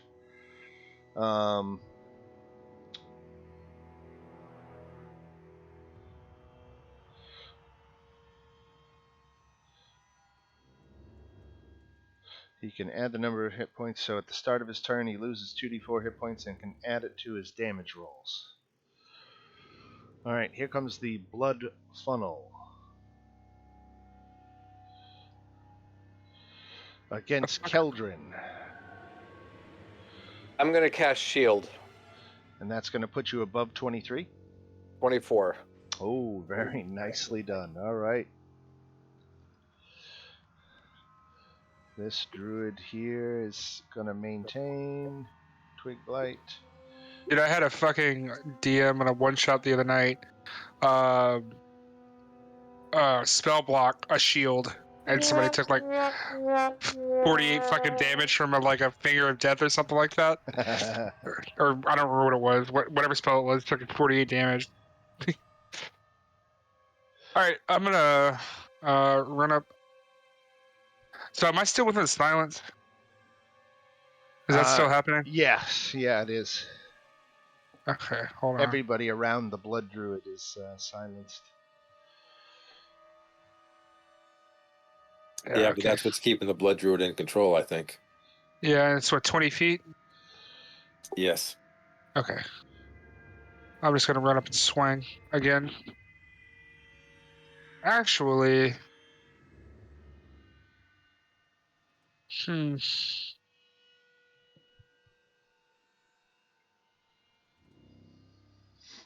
I'm not gonna do that. So this is 20 feet Yep. right here? Yep. All right. I'm gonna run up and do this.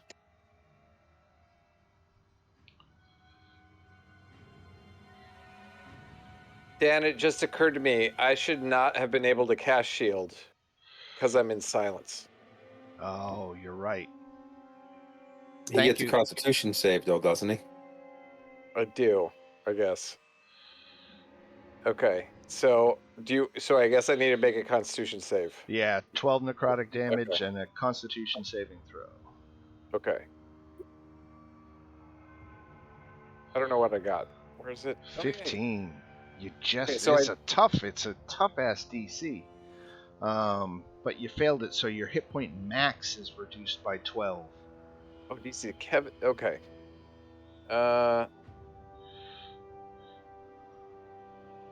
Okay. You can get that back after finishing a long rest. Yep. All right. And then Marius was magic missile. So we're gonna do on the blood druid. It's gonna be 4 darts at 4 damage apiece, so 12 damage.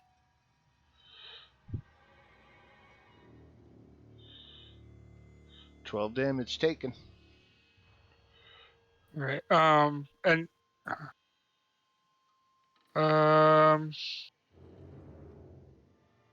no, that's it. All right. I was gonna.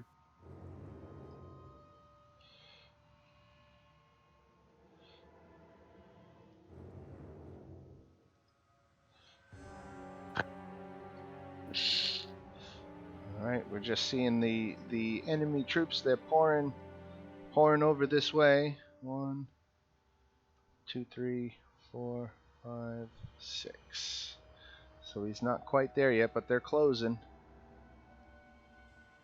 All right. Twig Blight is going to attack. Disadvantage on the dodging Darien. Does a 16 hit? Nope, misses. Misses. All right, Bardor. All right.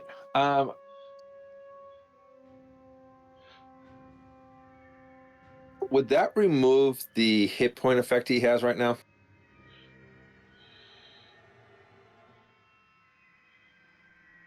It's touch, so you'd have to be on top of him. Would a lesser restoration fix?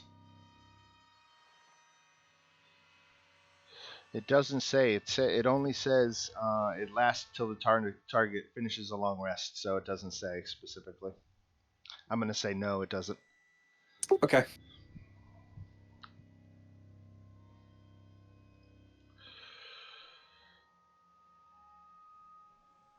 What else you got, B-Dog?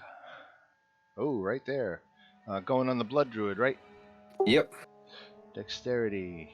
Not his strong suit. 7 radiant damage. You are beating the Christ out of this guy. Twig Blight. 1, 2, 3, 4.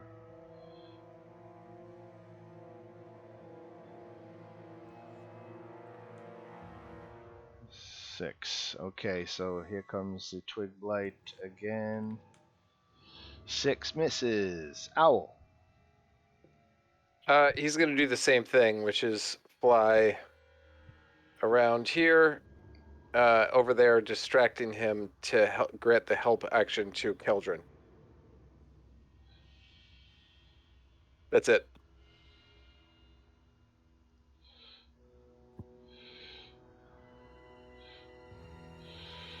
All right.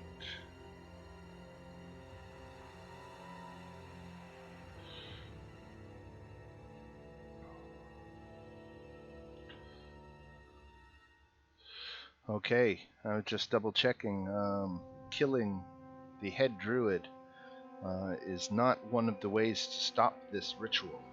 The druid was doing his own thing while his subjects were getting this ritual underway. So I just wanted to clarify, because it looks like you're getting close to killing him, but that is not going to be the end of the battle. All right, this Twig Blight scurries up, and again this dodging Darien. Whoops, wrong one. Sorry, shouldn't have counted. That was the one I needed to do. 12 misses. All right, and now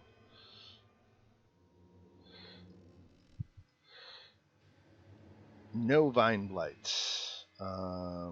2 needle blights.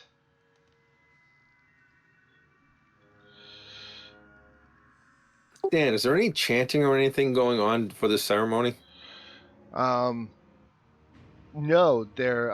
It's just this Gulphias tree draining the blood of this young man.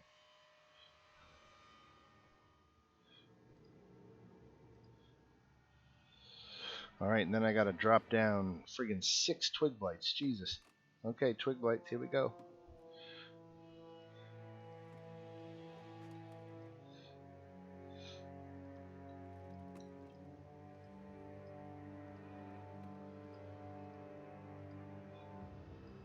All right. Berserker here is gonna run up. 1, 2, 3, 4, 5. Not quite there. And Darien, the wall. I'm going to keep that wall up and just take the dodge action again. You are an unstoppable force, sir. I love this. This is great. They're gonna have to start climbing over the walls, but that's what they're gonna do. Needle Blight comes up just enough that he's in range and launches his needle. 7 misses. This Needle Blight misses with an 8. Druid guarding the tree. Needle Blight. 1, 2, 3, 4. Get up a little closer so it can miss with the needles. Keldrin. All right. I will turn and just gesticulate, because I can't say anything, to Safina, trying to point in the direction of the ritual, and then I'll move forward and attack this guy again. The ritual, by the way, is half complete. Okay. We are at round 3 right now. All right. Anyway, I'm going to attack that blood druid. Okay.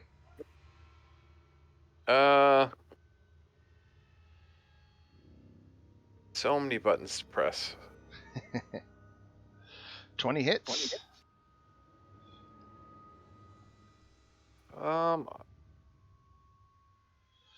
11 psychic damage. All right. That it for Keldrin? It is. Safina. All right, Safina takes the hint.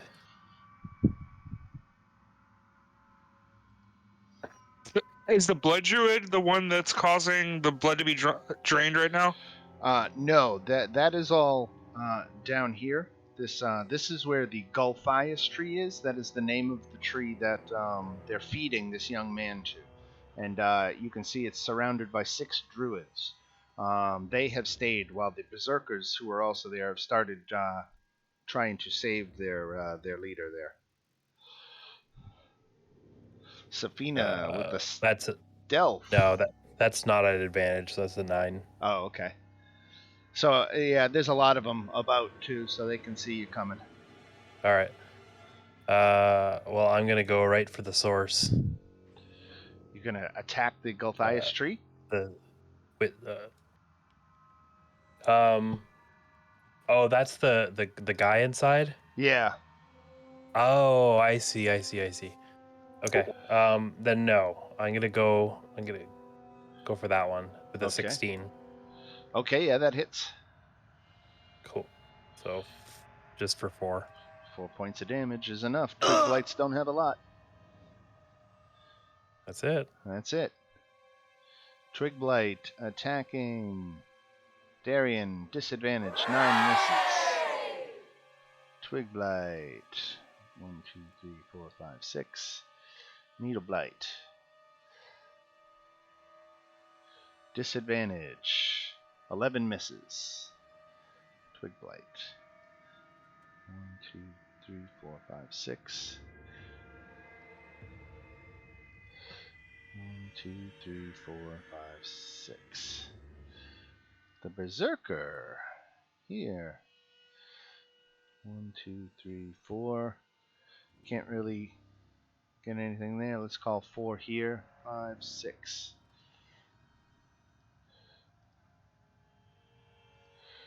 1, 2, 3, 4.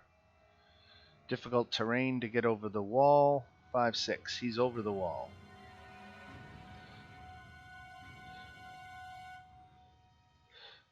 One, 2, 3, 4, 5, 6. So the Berserker gets up behind you. And so he's got you in flanking, but he's also attacking recklessly. So the Berserker is swinging at poor Darian. He should have been, he at advantage. So does a 19 hit? Nope. Nope. All right.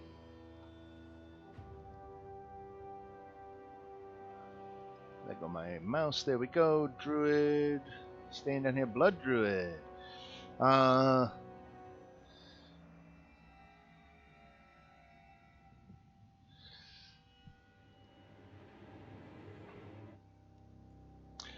Disengage.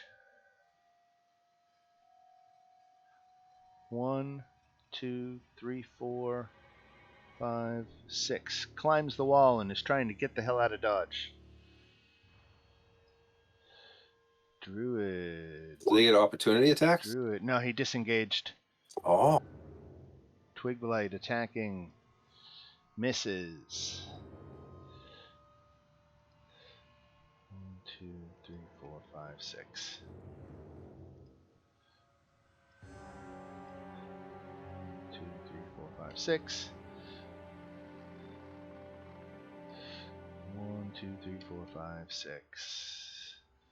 Not quite 30 feet. I think that's more than 30 feet. Yep, just barely. All right, Marius. Alright.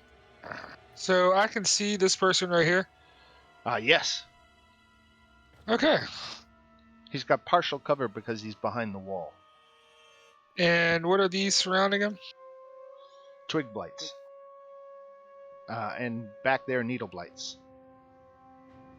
Okay.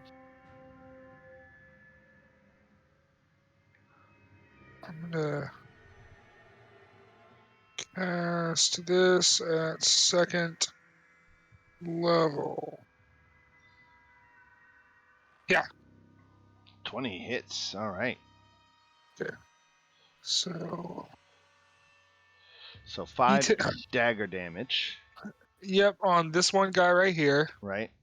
And then- This one, this one, this one, this one, and this one. I'll have to make a Dex DC 13 save. dex save. Yep. All right. Or take 10 cold. All right. So here's the Berserker's dex save. He made it. So that's no damage on a save, right? Right. Okay.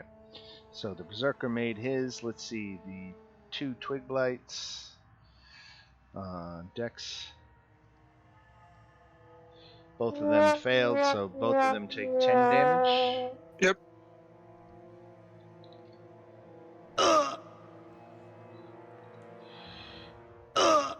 other two right here make their deck saves. One made it, one failed. 10 points. All right, Marius. I'm gonna move up. Okay. Right here. And that's my turn.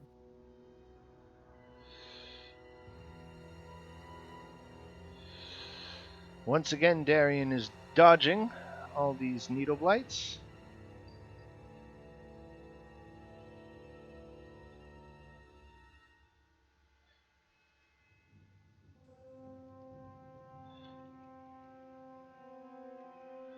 Alright, Berserker.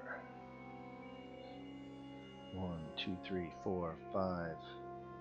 Doesn't have enough to get over the wall. This guy does, though. 1, 2, 3. And now he's got 2 targets. I'm going to move the dead out of the way.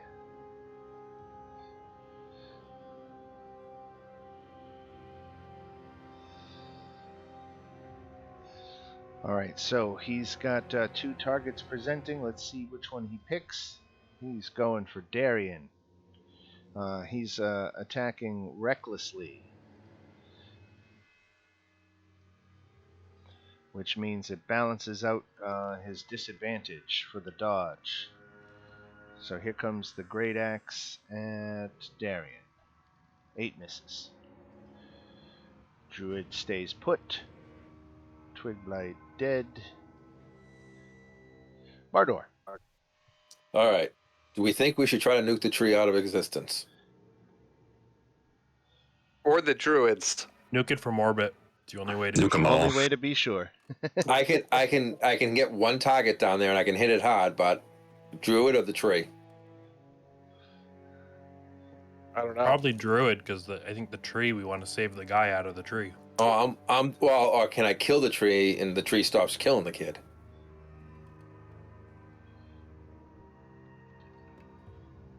Isn't the kid on the tree?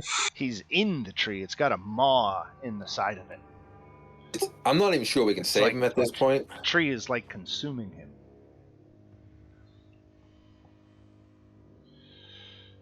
Remember that scene from Poltergeist?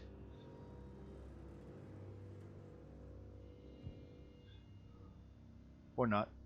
Alright, Bardor. So what else? What do you guys? I'm debating. Do you guys think the tree or should I?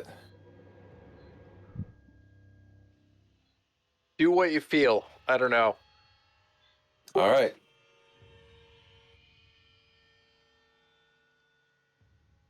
About as far as I can move.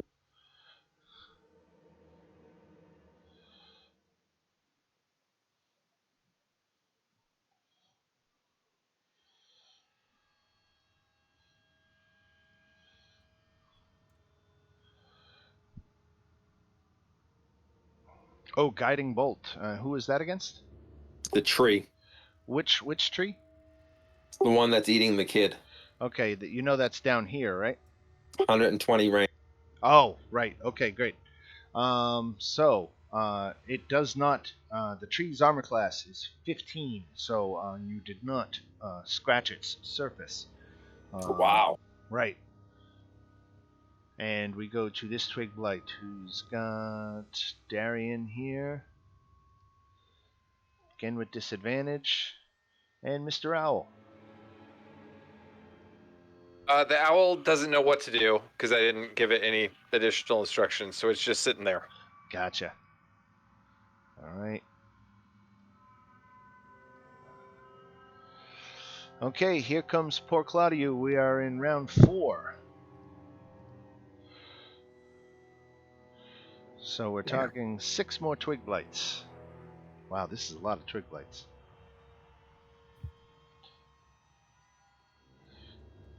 Copy. 1, 2, 3, 4, 5, 6. Don't forget, we still got that druid to do. Alright, so this is round 4. Poor Claudio doesn't have much time left. He's got less than 15 seconds. 1, 2, 3, 4, 5, 6. Gets in around. Ooh, and he sees a squishy target and a wizard. And he's a bigot against wizards, so he's going reckless at you. Which, by the way, reckless also means that you can attack them recklessly, or with advantage, rather. So going against Keldrin, does a 14 hit? It does not. Alright, he swings and misses. Darian. Alright, the shield wall's starting to fall apart a little bit. I think I'll keep it at one more turn, though, because I still got a lot of enemies around here. Sure. Yeah, so I'll just take the dodge action again. Alright, I love it. It's not an action that really gets taken a lot, but it can be so valuable. Yeah, with all these enemies, dude. Right? Alright, Needle Blight. He's just flinging needles. He finally catches up with you. So that hits Darian for 8 piercing. They were bound to hit you eventually.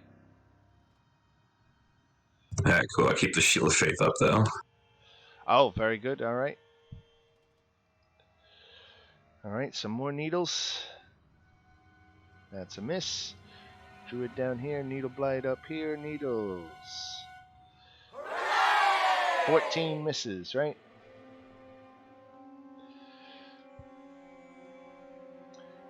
Oh, 1, 2, 3, 4, 5, 6. Alright, Keldrin.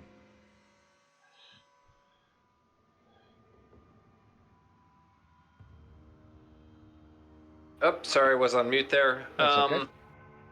Okay. So this is really terrible situation. Mm-hmm. All right.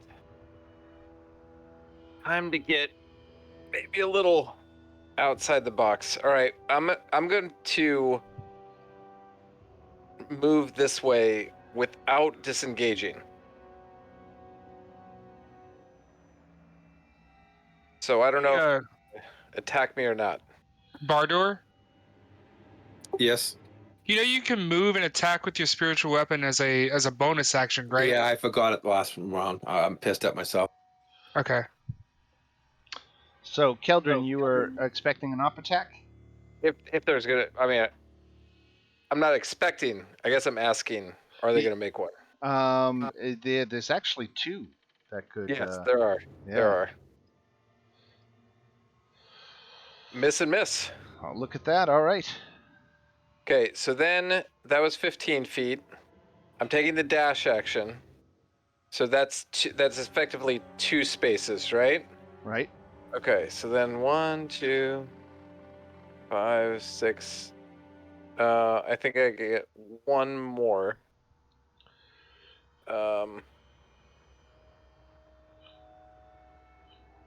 I'll go to there. Okay. Ugh. Well, this is a great idea, but yeah, and that's it. All right, Keldrin. Safina. Okay. No, hang on. Let me measure something real quick. Cool. Get a steady aim. And I'm short bowing this druid right here. All right, that hits for 7. And they'll take an additional 5. All right. I think I'm gonna do the Wails from the Grave as well. So the one beside it will take 4. 4 off of him. Okay. Twig Blight against Darian. 16 misses, right? 1, 2, 3, 4, 5, 6. Gets around. Can't do much. Needle Blight. Darian. Disadvantage. 10 misses. Twig Blight going around. 1, 2, 3, 4, 5, 6. Gets him on the other side of the wall. They're scrambling now. 1, 2, 3, 4, 5. And he might as well swing at Marius. He's there. 16, Marius? Nope. Okay. Twig Blight way the hell back here. 1, 2, 3, 4, 5, 6. Berserker. Going 1, 2, 3, 4, 5. Well, you know what? He saw somebody squishy this way. I'm squishy. Oh, you're a spellcaster. Chainmail. Yeah. Come on. Alright, here comes Reckless, so it's at advantage.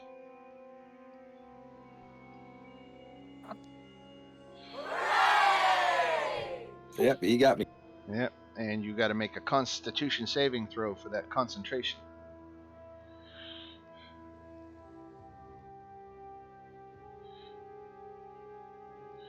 Oh, crushed it. Maintaining concentration, despite 18 points of damage.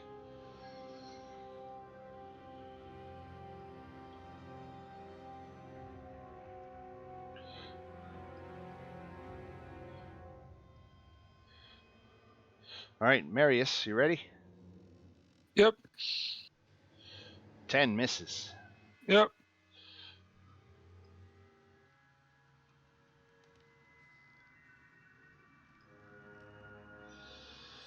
This is going to be a TPK. It's going to take a long time to get there, but... Looking ugly. Nah. Alright, so this is against, let's see, I guess he gets flanking if he goes against Darian, but Darian's taking the dodge action, so... Yeah, let's go it against Darian. A Berserker reckless attack, so that nullifies the disadvantage. And he's going to get a +2, so 9 misses. I hate when I go through all that for a miss. Alright, Stefania, up here for her part. I thought she might get in here to help out.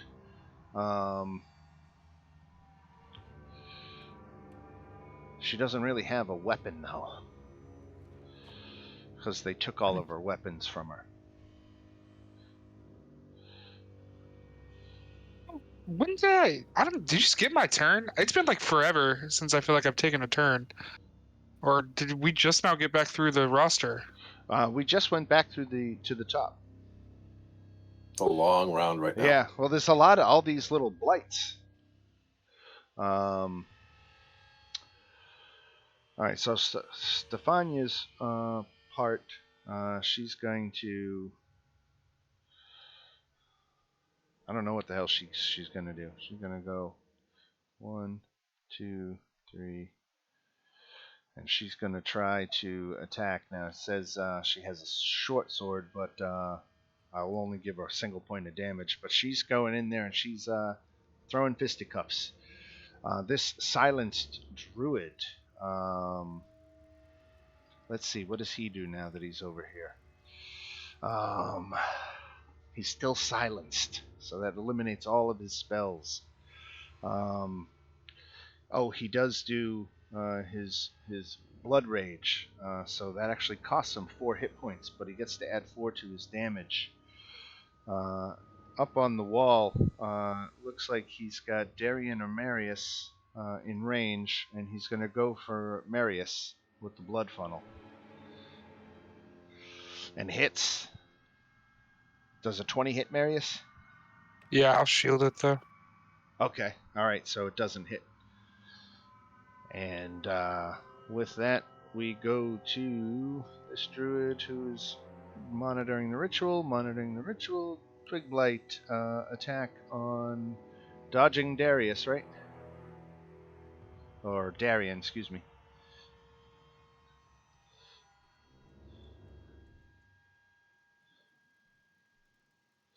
Alright, so 11 misses, and Twig Blight over here. Gonna close up. Same thing. Misses. Can I save that spell slot and just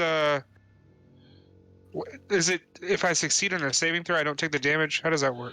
You take the damage, but if you fail a DC 17 Constitution saving throw, it comes off your hit point maximum as well. Okay, never mind then. Right. Yeah, no, it's worth it.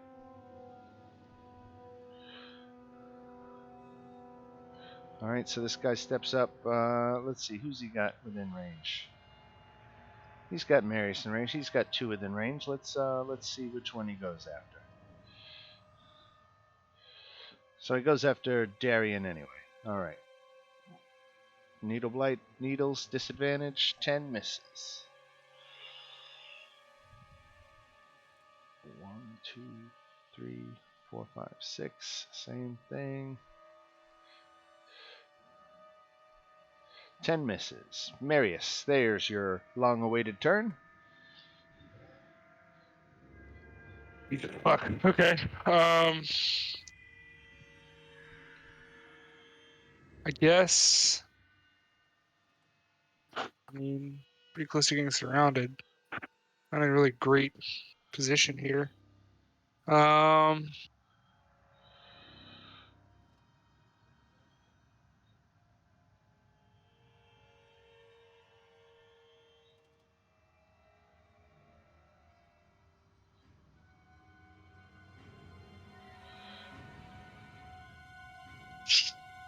Anybody got any area of effect spells? I do, but it affects fucking everybody. So it would hit literally everybody around us, including the chick you just walked up next to me and Darian. So, Yeah, and mine, I have to walk into the middle of them because it's an 8-point AE. yeah, so is Alright. mine. Mine is it's 3d6 damage, but goddamn. I think I'm just gonna do Green Flame Blade. I'm gonna do it on this guy right here. Okay. You get advantage on that because he attacked you recklessly. All right. So I don't know how to roll with advantage. So I'll just roll once. If it misses, I'll roll again. Miss. All right. Crit. Roll that beautiful crit All damage. right, 15. And then this guy. Hold on. I'll read how this works again.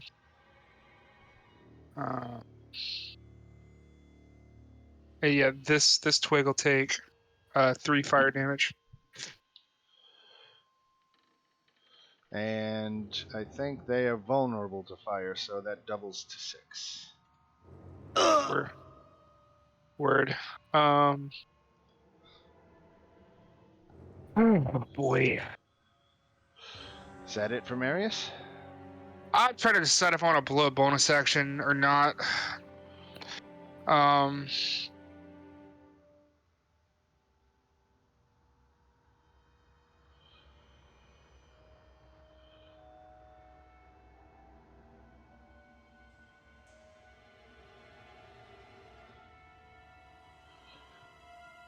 Yeah, that's it.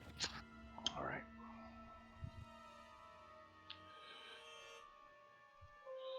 Okay, Darian. Needle Blight, needles, disadvantage, 9 misses.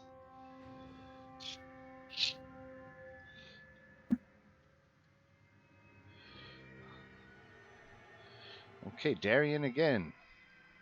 They like shooting at you. All right, Darian with the twig. Misses, and a berserker. Goes over the wall. 1, 2, 3. Wants to catch Marius. Let's see, it's a berserker.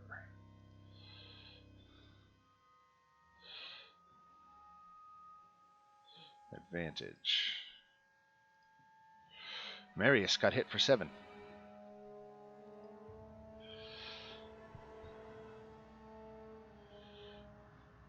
This is going to be a TPK. I don't want to drag this out if it's going to kill all you guys.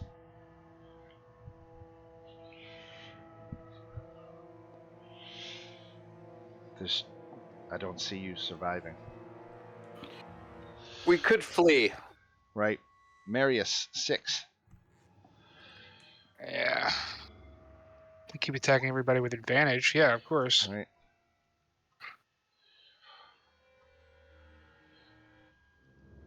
Ardor. All right. Main thing we're here for is that druid on the wall has right at the moment. Right. All right. First thing I'm gonna do is gonna have the hammer smack this guy in the back of the head that's on me. Okay.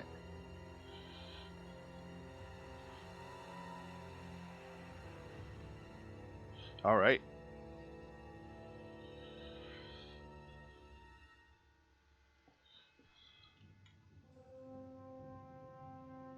All right, now me. What do you guys think about killing that druid, grabbing the gem, and just getting the hell out of here? Yeah, I think that's probably the best option we've got at this point.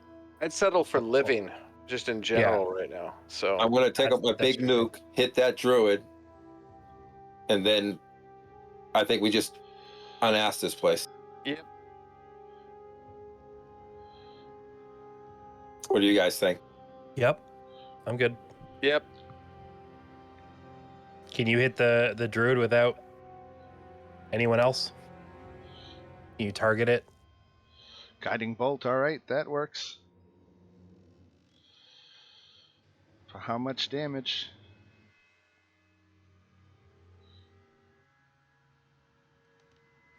For 13.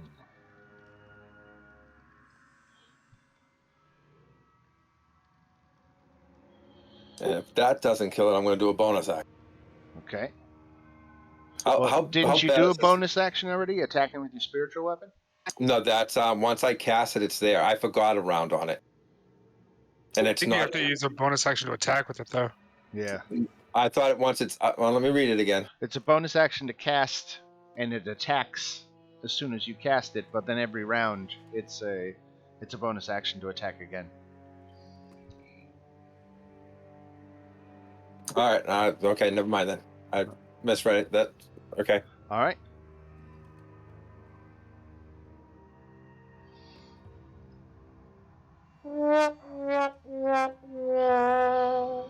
How about the owl?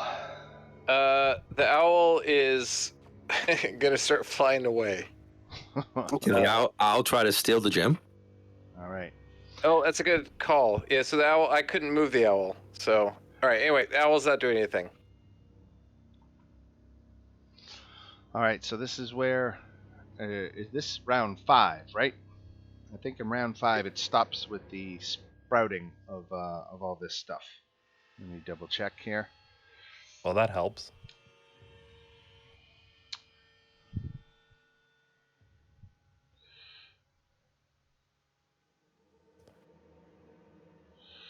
Okay, from the 5th round of combat, any creature starting his turn within 30 feet of the tree have to make a Constitution save.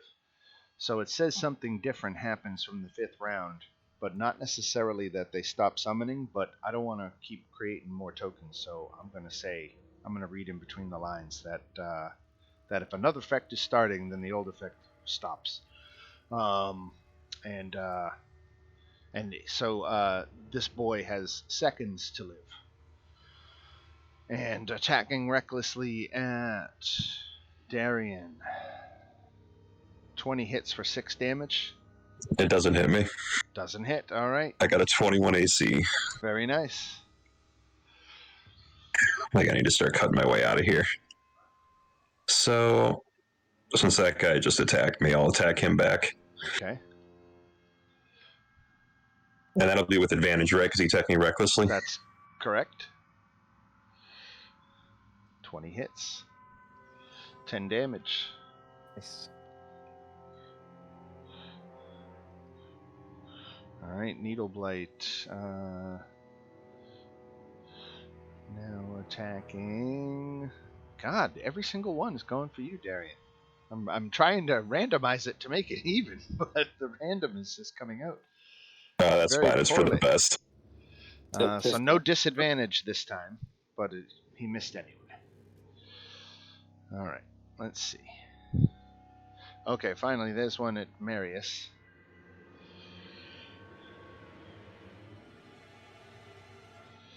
14 misses Marius. Looks like this druid's going to be celebrating here in a second. Okay, Marius. Do they For- now have to make a Constitution saving throw? For what? It's didn't you say something? Any creature within 30 feet has to make a con save.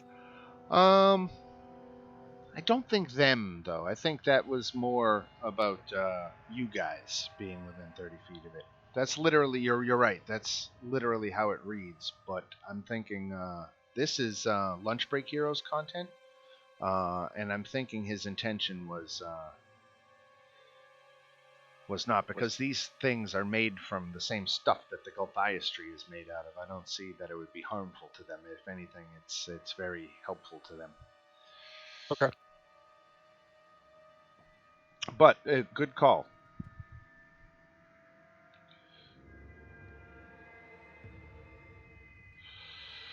All right. So where was I? Twig, Blight, way back here. Keldrin. Okay, I'm going to cast web. How do I draw like an area effect on this? You're looking for specifically for the web. I might have a graphic for it. It's a 20-foot cube. And here, I want to anchor it like one corner of it. Oop, let me point here, and another corner of it here on this wall, so that like this row of three, this row of three, this one, and these two are stuck.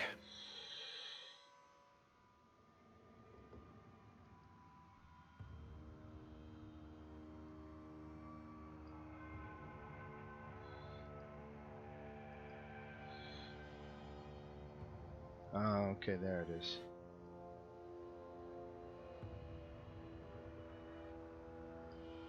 Wow, that's a suck graphic for web. I got a thing that has all the 5e spells in it, but unfortunately the one for web is practically invisible. Like, I've already dropped it a couple of times and I can't see it anywhere.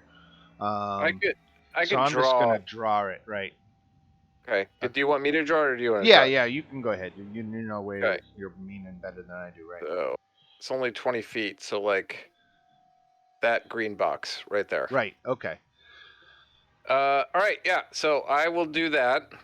Web. All right. So that's a dexterity saving throw for them all, right? Yeah. Let me cast it. I'm going to do group dex saves for all these types. So the Needle Blights failed it, and everybody failed it. So they're all restrained. Okay. Cool. And then I'm going to begin to run away. There we go. Is Web a concentration spell? Yes, it is. So I've lost my Shadow Blade. All right. I will draw my rapier as I go, and I will telepathically communicate with the owl to grab the gem if it can. If he can. If the druid is unconscious, he can. Okay. Yep.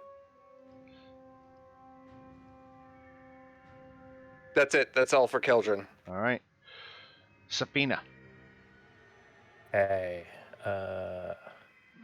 Let's see. Steady aim. I'm going to short bow the druid. Oh, that should 15 have been advantage. hits. Okay, either way. So the 8 and attack another 7. All right, he went down. Down goes the druid. Ooh. The blood druid. And in comes the owl. All right.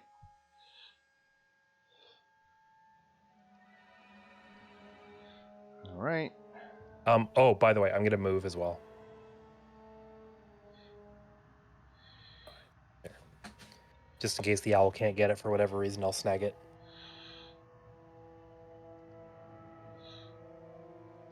So this Trig Blade attacks the lady, actually hits her for 3 points of damage.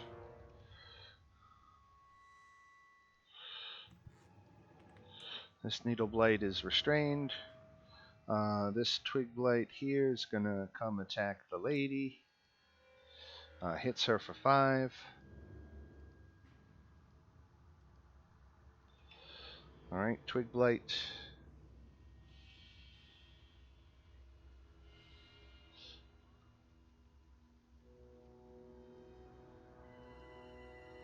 Alright, this Berserker going after Bardor.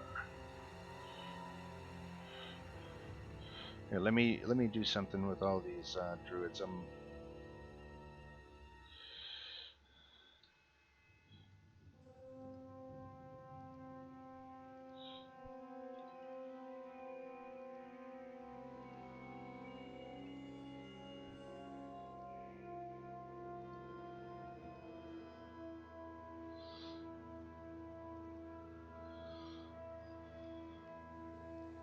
Oh, okay, there it is. I see.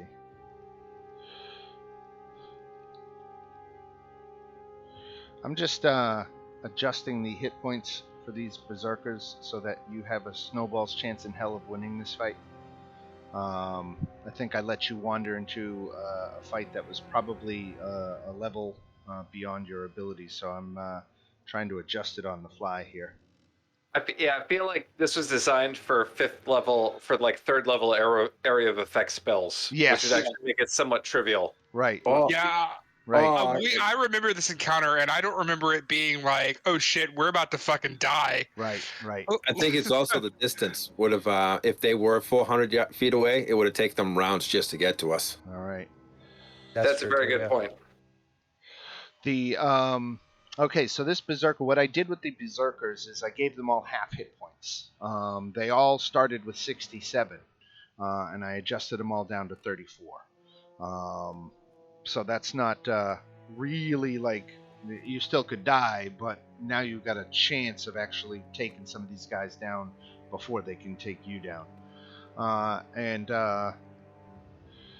And we're going to say that he doesn't attack recklessly, that he's going to forego the reckless so that he can actually defend himself a little bit better. But that hits, I think, you, Bardor, for 4 points. Okay.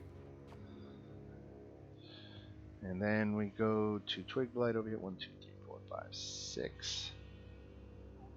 Druid, Berserker. Berserker attacks Marius. 7 misses. Twig Blight. 1, 2, 3, 4, 5, 6. Berserker is going to attack. Let's see. Random. Going after Darian. 19 hits Darian for 5. No? Misses. 21, right? Yep. All right. Stefania is going to do her thing. She's going to attack the Twig Blight right next to her. And I think that misses. The Blood Druid is down. This Druid is still tending the ritual. Twig Blight is attacking Darian. 4 misses. Twig Blight attacks Darian. 15 misses. Twig Blight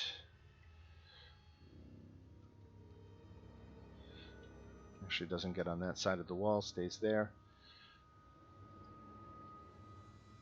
1, 2, 3, 4, 5, 6. Needle Blight restrained. All right, Marius. All right, I'm gonna ice knife this one. Okay. I'm gonna do that at level 2. That's my last level 2 spell. So yeah. Nice. So 8 damage to the center one, and they are disadvantaged on their dex save. So they'll either take 11 or 22. All right, that kills them all.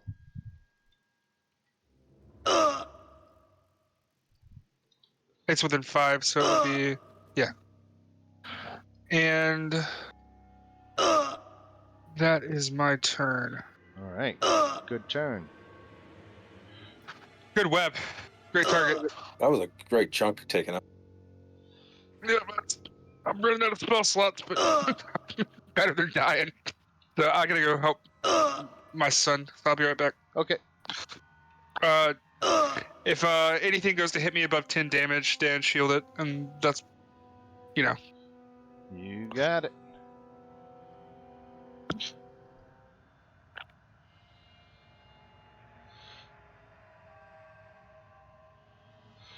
I'm just moving the dead off the playing field.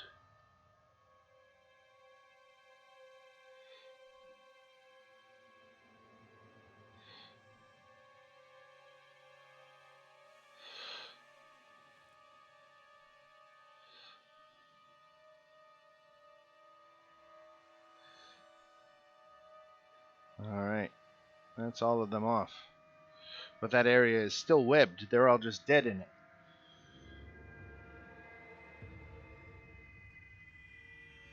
Alright, this guy is going to attack Marius. 16 misses. This Berserker is going to attack Darian. 13 misses. Twig Blight. 1, 2, 3, 4, 5, 6. Bardor. So are we going to try to fight this out, or are we running? I think we're running. I think we're running, but we kind of have to fight. Like, you guys can't run, or especially Darius. Yeah, I have no way out right now. Yeah, So- I'm just trying to decide which way I go here. If I'm Well, I going in, I'm doing different spells. That's why. Whose web is this? That's mine. So if you're able to drop that, then Darius can come. At least he's got a path to That's get good. out. That's a good call. Yeah, that's true. Because the owl's going to come for the Gem. gem. Okay. Yeah. So if we all yep. just start bailing, I mean, you'll take some up attacks, but who cares? Oh, that's like if we're bailing, I'm going to hold person on the guy in front of me and back out. Or just disengage. Well, hold person, yeah. But you could also disengage so that get out of there, maybe.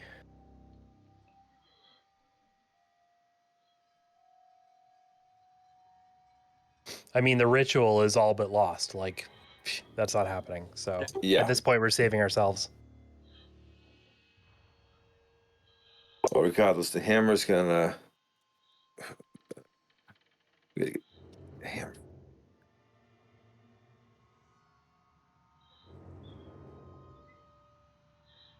Like, I'd almost attack this one with the hammer so that he also go north if he wants to. Take up attacks, but he's got a path. Okay, I was trying to get this someone right here.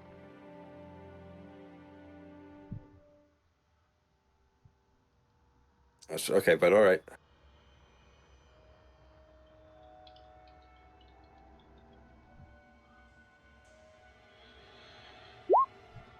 Alright, spiritual weapon, 14 hits. Where is it? I can't see it. There it is. Okay.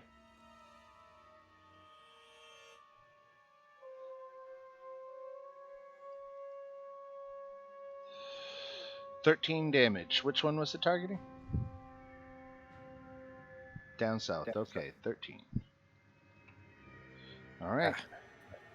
And then I guess I will try disengaging from this guy. Alright. Where is that at?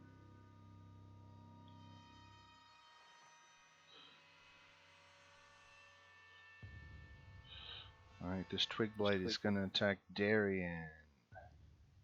19 hits for 3? No? No, you're 21. Nope. Yeah, still got Alright. the Shield of Faith. Alright, Mr. Owl, do your thing. You're up. Okay. Let's see. Here we go. So, dashing to pick up the thing and then get the fuck out. Like, over there. Assuming that the owl can easily pick up the gem. Yes. Okay. Alright, and poor Claudio is dead. Womp womp. Alright, so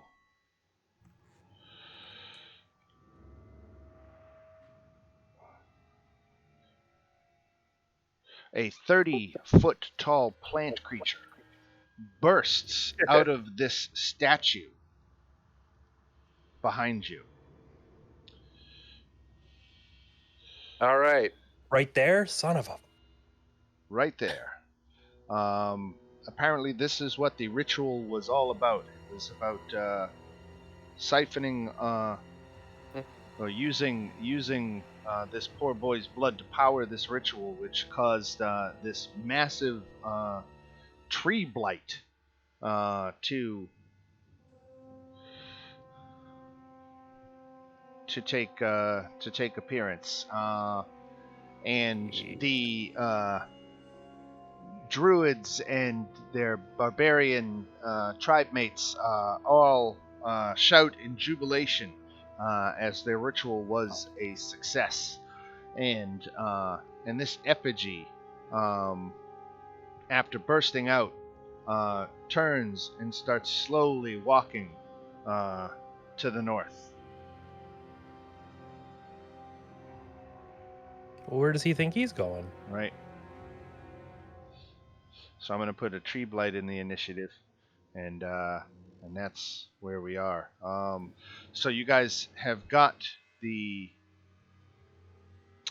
gem. The ritual is concluded. The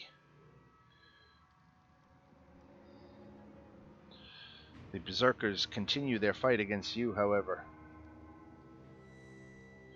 Okay, Darian. 24 hits for 12. Shit. Right? Oh yeah. All right, Darian.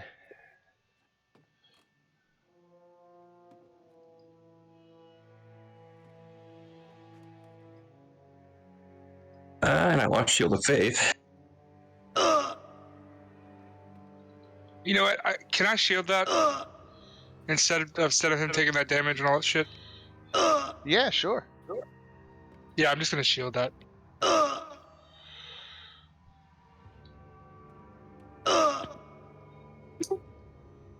So What happened? So the druids that were conducting the ritual have died in ritual sacrifice. Oh. Didn't see that coming. Right. All right. So Darian did a Constitution save for what? For that attack that landed on me. See if I can keep concentration on Shield of Faith. Oh, you're concentrating. Got it. Yep. All right. Let me put that. All right. And so, well, I shielded that attack, so Yeah. so he doesn't take the damage or he doesn't need to make the save. got it. I think you skipped my turn. Did I? Yeah, because I was going to go right after that guy. Yeah, you were. Okay. Go ahead. Okay, well, I was going to move, since we're all running, right? I'm assuming. Yeah. Especially after that guy popped up. All right, so it's 5. I'll take the opportunity attacks. I don't care, since I still got Shield of Faith. You could disengage. Yeah, but I want to sprint.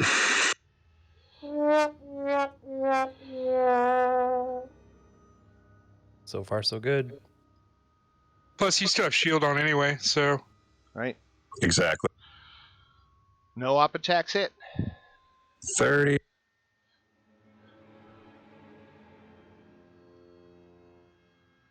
All right, that's as far as I can go.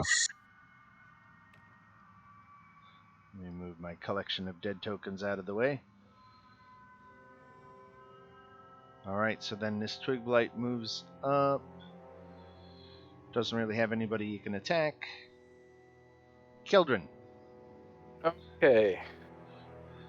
We are going to web it up again. Right here, between those rocks again. Alright. Making Oh, groups. actually, sorry, hold on. Let me make sure I have a second level spell slot. I do. Okay, but I don't have any more after this. Okay, the Twig Blights, I think, all passed theirs, but the Barbarians all failed theirs. Okay, well, I'm more interested in that result, I guess. And then I will run. How far is this drop? Again, you said, is it 10 feet? 100. Well, it's Oh, not a oh. drop. It's just representing a change in elevation. Okay, but It's I a don't want to go gradual. over it. Yeah, it's a gradual hill all the way down. So I could go this way without damaging myself. Absolutely. Okay. I think I'm going to do that. Yep. All right, Safina. All right, I am dash action.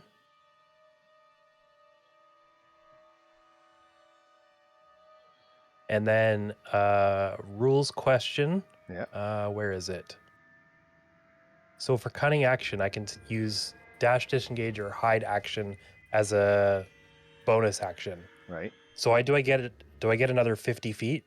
25 is my speed. Is that how that works? A second dash action? A second. Yeah, Because- as a rogue? Yeah, Yeah. so Yeah, you 'cause should be it's- able to move 3 times your speed if you dash and dash.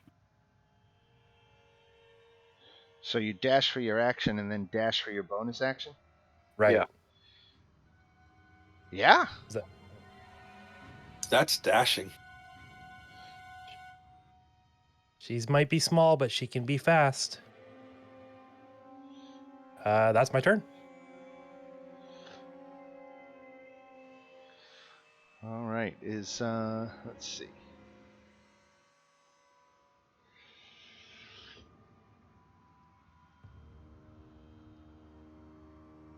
All right. So we're going straight. Let me take. Who's the next one of you to go? All right, Marius. All right, I'm gonna use my reaction to cast shield. And then I'm gonna dash.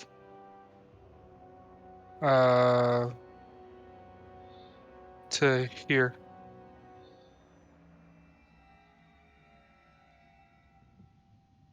They can take opportunity attacks if they want, but I have an AC of 24, Right. so So how many op attacks is it?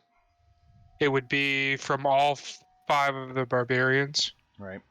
But 3 of them are restrained, so that they should have disadvantage. Right. Well, I don't think if they're restrained, they can't take reactions anyway.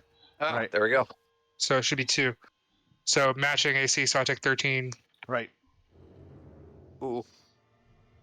Wait, hold on. Sheila's plus 5. Yeah, so 13 damage. Yep. All right.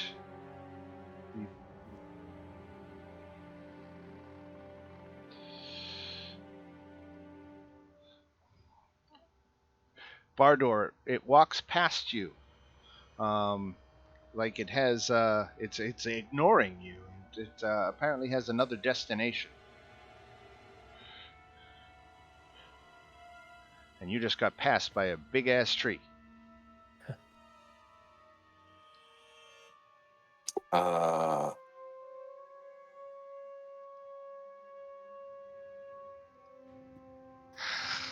Heading straight towards Murmur, who's been sitting on her ass the whole time. Right.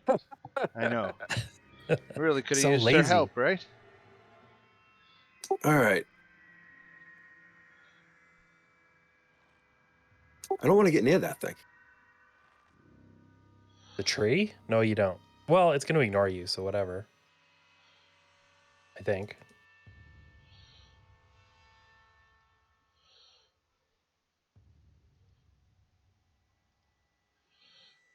That would be 30 feet, right? Right. Stick.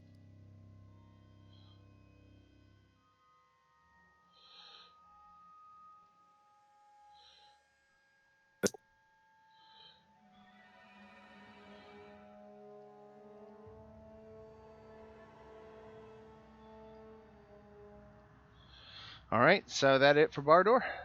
No, I went 30 feet. Now, if I dash, is it another 30 feet? Yeah.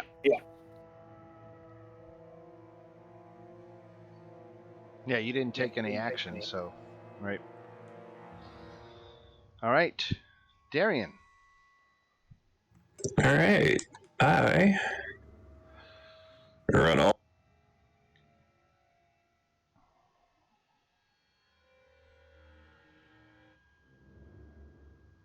All right, that's it. All right. This twig blight is stuck in the web. And Keldrin.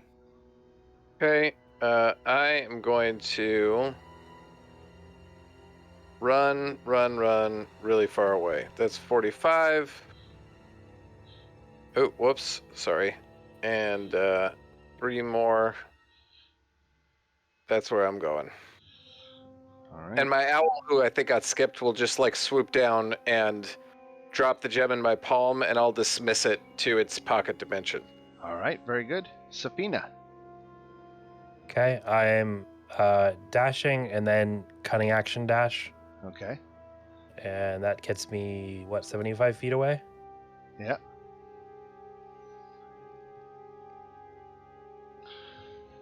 Whoops, gotta click on the token.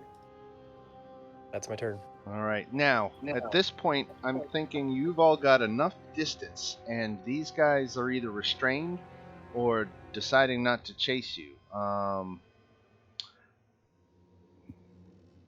think so too. There is this woman. Okay, she can dash too if she wants. I thought she was dead. Right, she would have been, but this is Stefania. This is one of the people now. She has run, and we'll say you guys have gathered. After you scattered, you gather in this area, and she is out there with you, and she thanks you for doing what you could to save Claudiu, but she says that there were just too many of them. Was but- Claudio her kid? Who was that? I don't remember what the relation is between Stefania and Claudiu. If you'll give me a second, I will try to find out. Because if she's mom, I guess that really changes how she feels about things.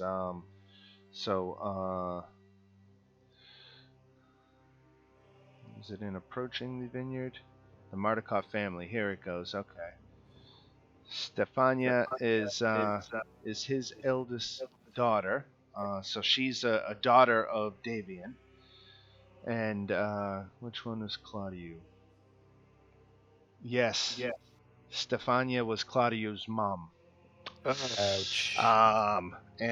So yeah, she's obviously very despondent. But she also is a woman of strong resolve, and she says that you must hurry because that tree, is heading for the winery. She heard the druids talking about their plan and this construct that they were making. They wanted it to destroy the winery building altogether, so that it would be impossible for us to rebuild. And it's making its slow, steady march to the north. So I think we're going to have a showdown. You're going to, I don't know that you have time for even a short rest, because at walking speed, it's probably going to take the tree about 2 hours to make the trip north, while you can do it in an hour.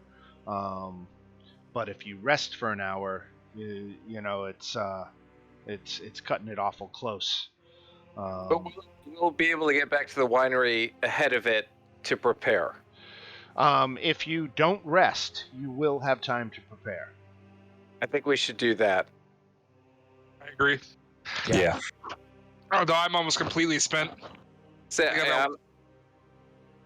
I'm not in a good situation either, but I don't know. I'm actually surprisingly doing okay. Dan, so the choices are we could short rest, but then we're kind of getting there at the same time, is that right? That is correct, right. All right. Now that we're out of how many people have a lot of damage, or what do we got for? I have 2 hit points. Oh, geez, I didn't realize they're that close. I have damage, but you can't heal it because it's maximum hit point damage. It's only a long rest will help me. So Oh shit. don't worry about that.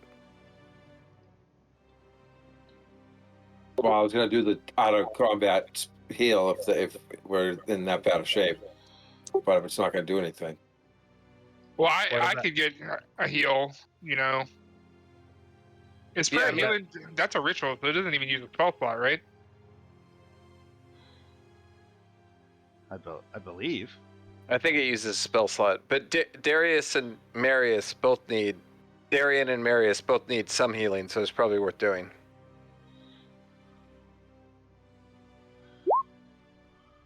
$17 to all. Well, that'll get me back up to 21. So 19, I mean. That maxed me out.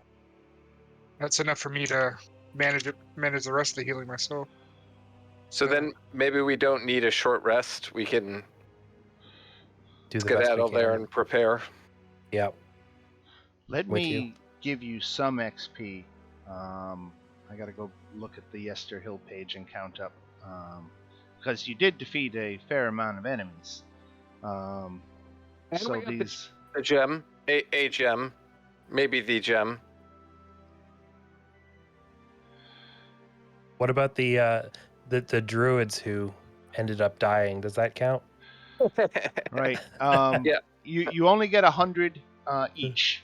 But you Okay. do get 100 each. And we get to live. Right. I'll for the take whole it. thing? Is that 100 for the whole encounter? Right. Okay. Right. Of course, now you're back at the winery, and you've spent a little time getting ready.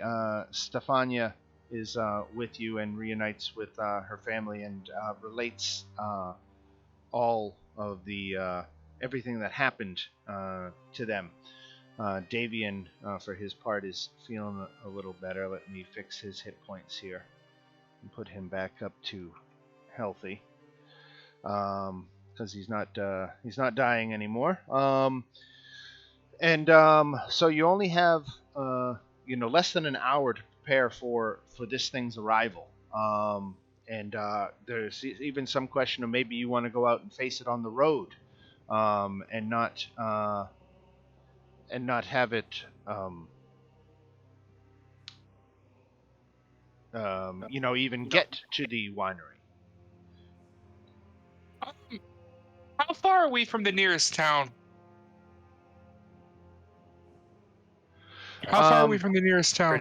It's pretty far, I think. Yeah, Valaki is here. Let me look it up. The lands of Barovia, areas of Barovia. No, I want handouts. Here we go. Lands of Barovia, travel times. Here we go. So the Wizard of Wines is just south of Kresk, so you can use Kresk as a waymark to Valaki, and that's a good 8-hour trip, 6-hour trip. No, but so how far are we? We've met somebody in Kresk. No, you've never been there yet.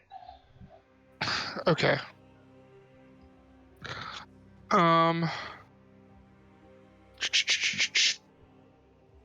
Maybe we could do the planning next week because it is 10:15. It is. We are in a perfect place to call it.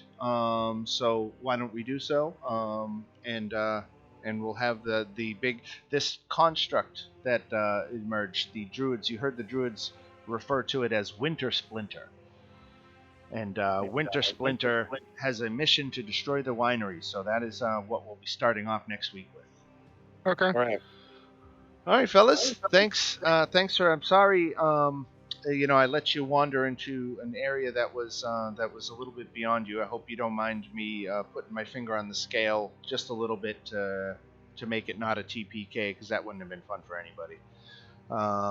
Especially when I could have warned you that it was a little. I just thought maybe with 6 of you that you'd do better, but then of course I didn't play Murmur, so that kind of ruined that idea. But anyway, again, I hope in spite of it that you enjoyed it, and I know I love the Winter Splinter fight, so I'll be looking forward to that next week. Yeah. I love when combats get worrying. Yeah, That's- yeah. Yeah. All right, guys. All right. Good Thanks, night, everybody. everybody. Yep, Yeah, good we night, will. guys. See ya.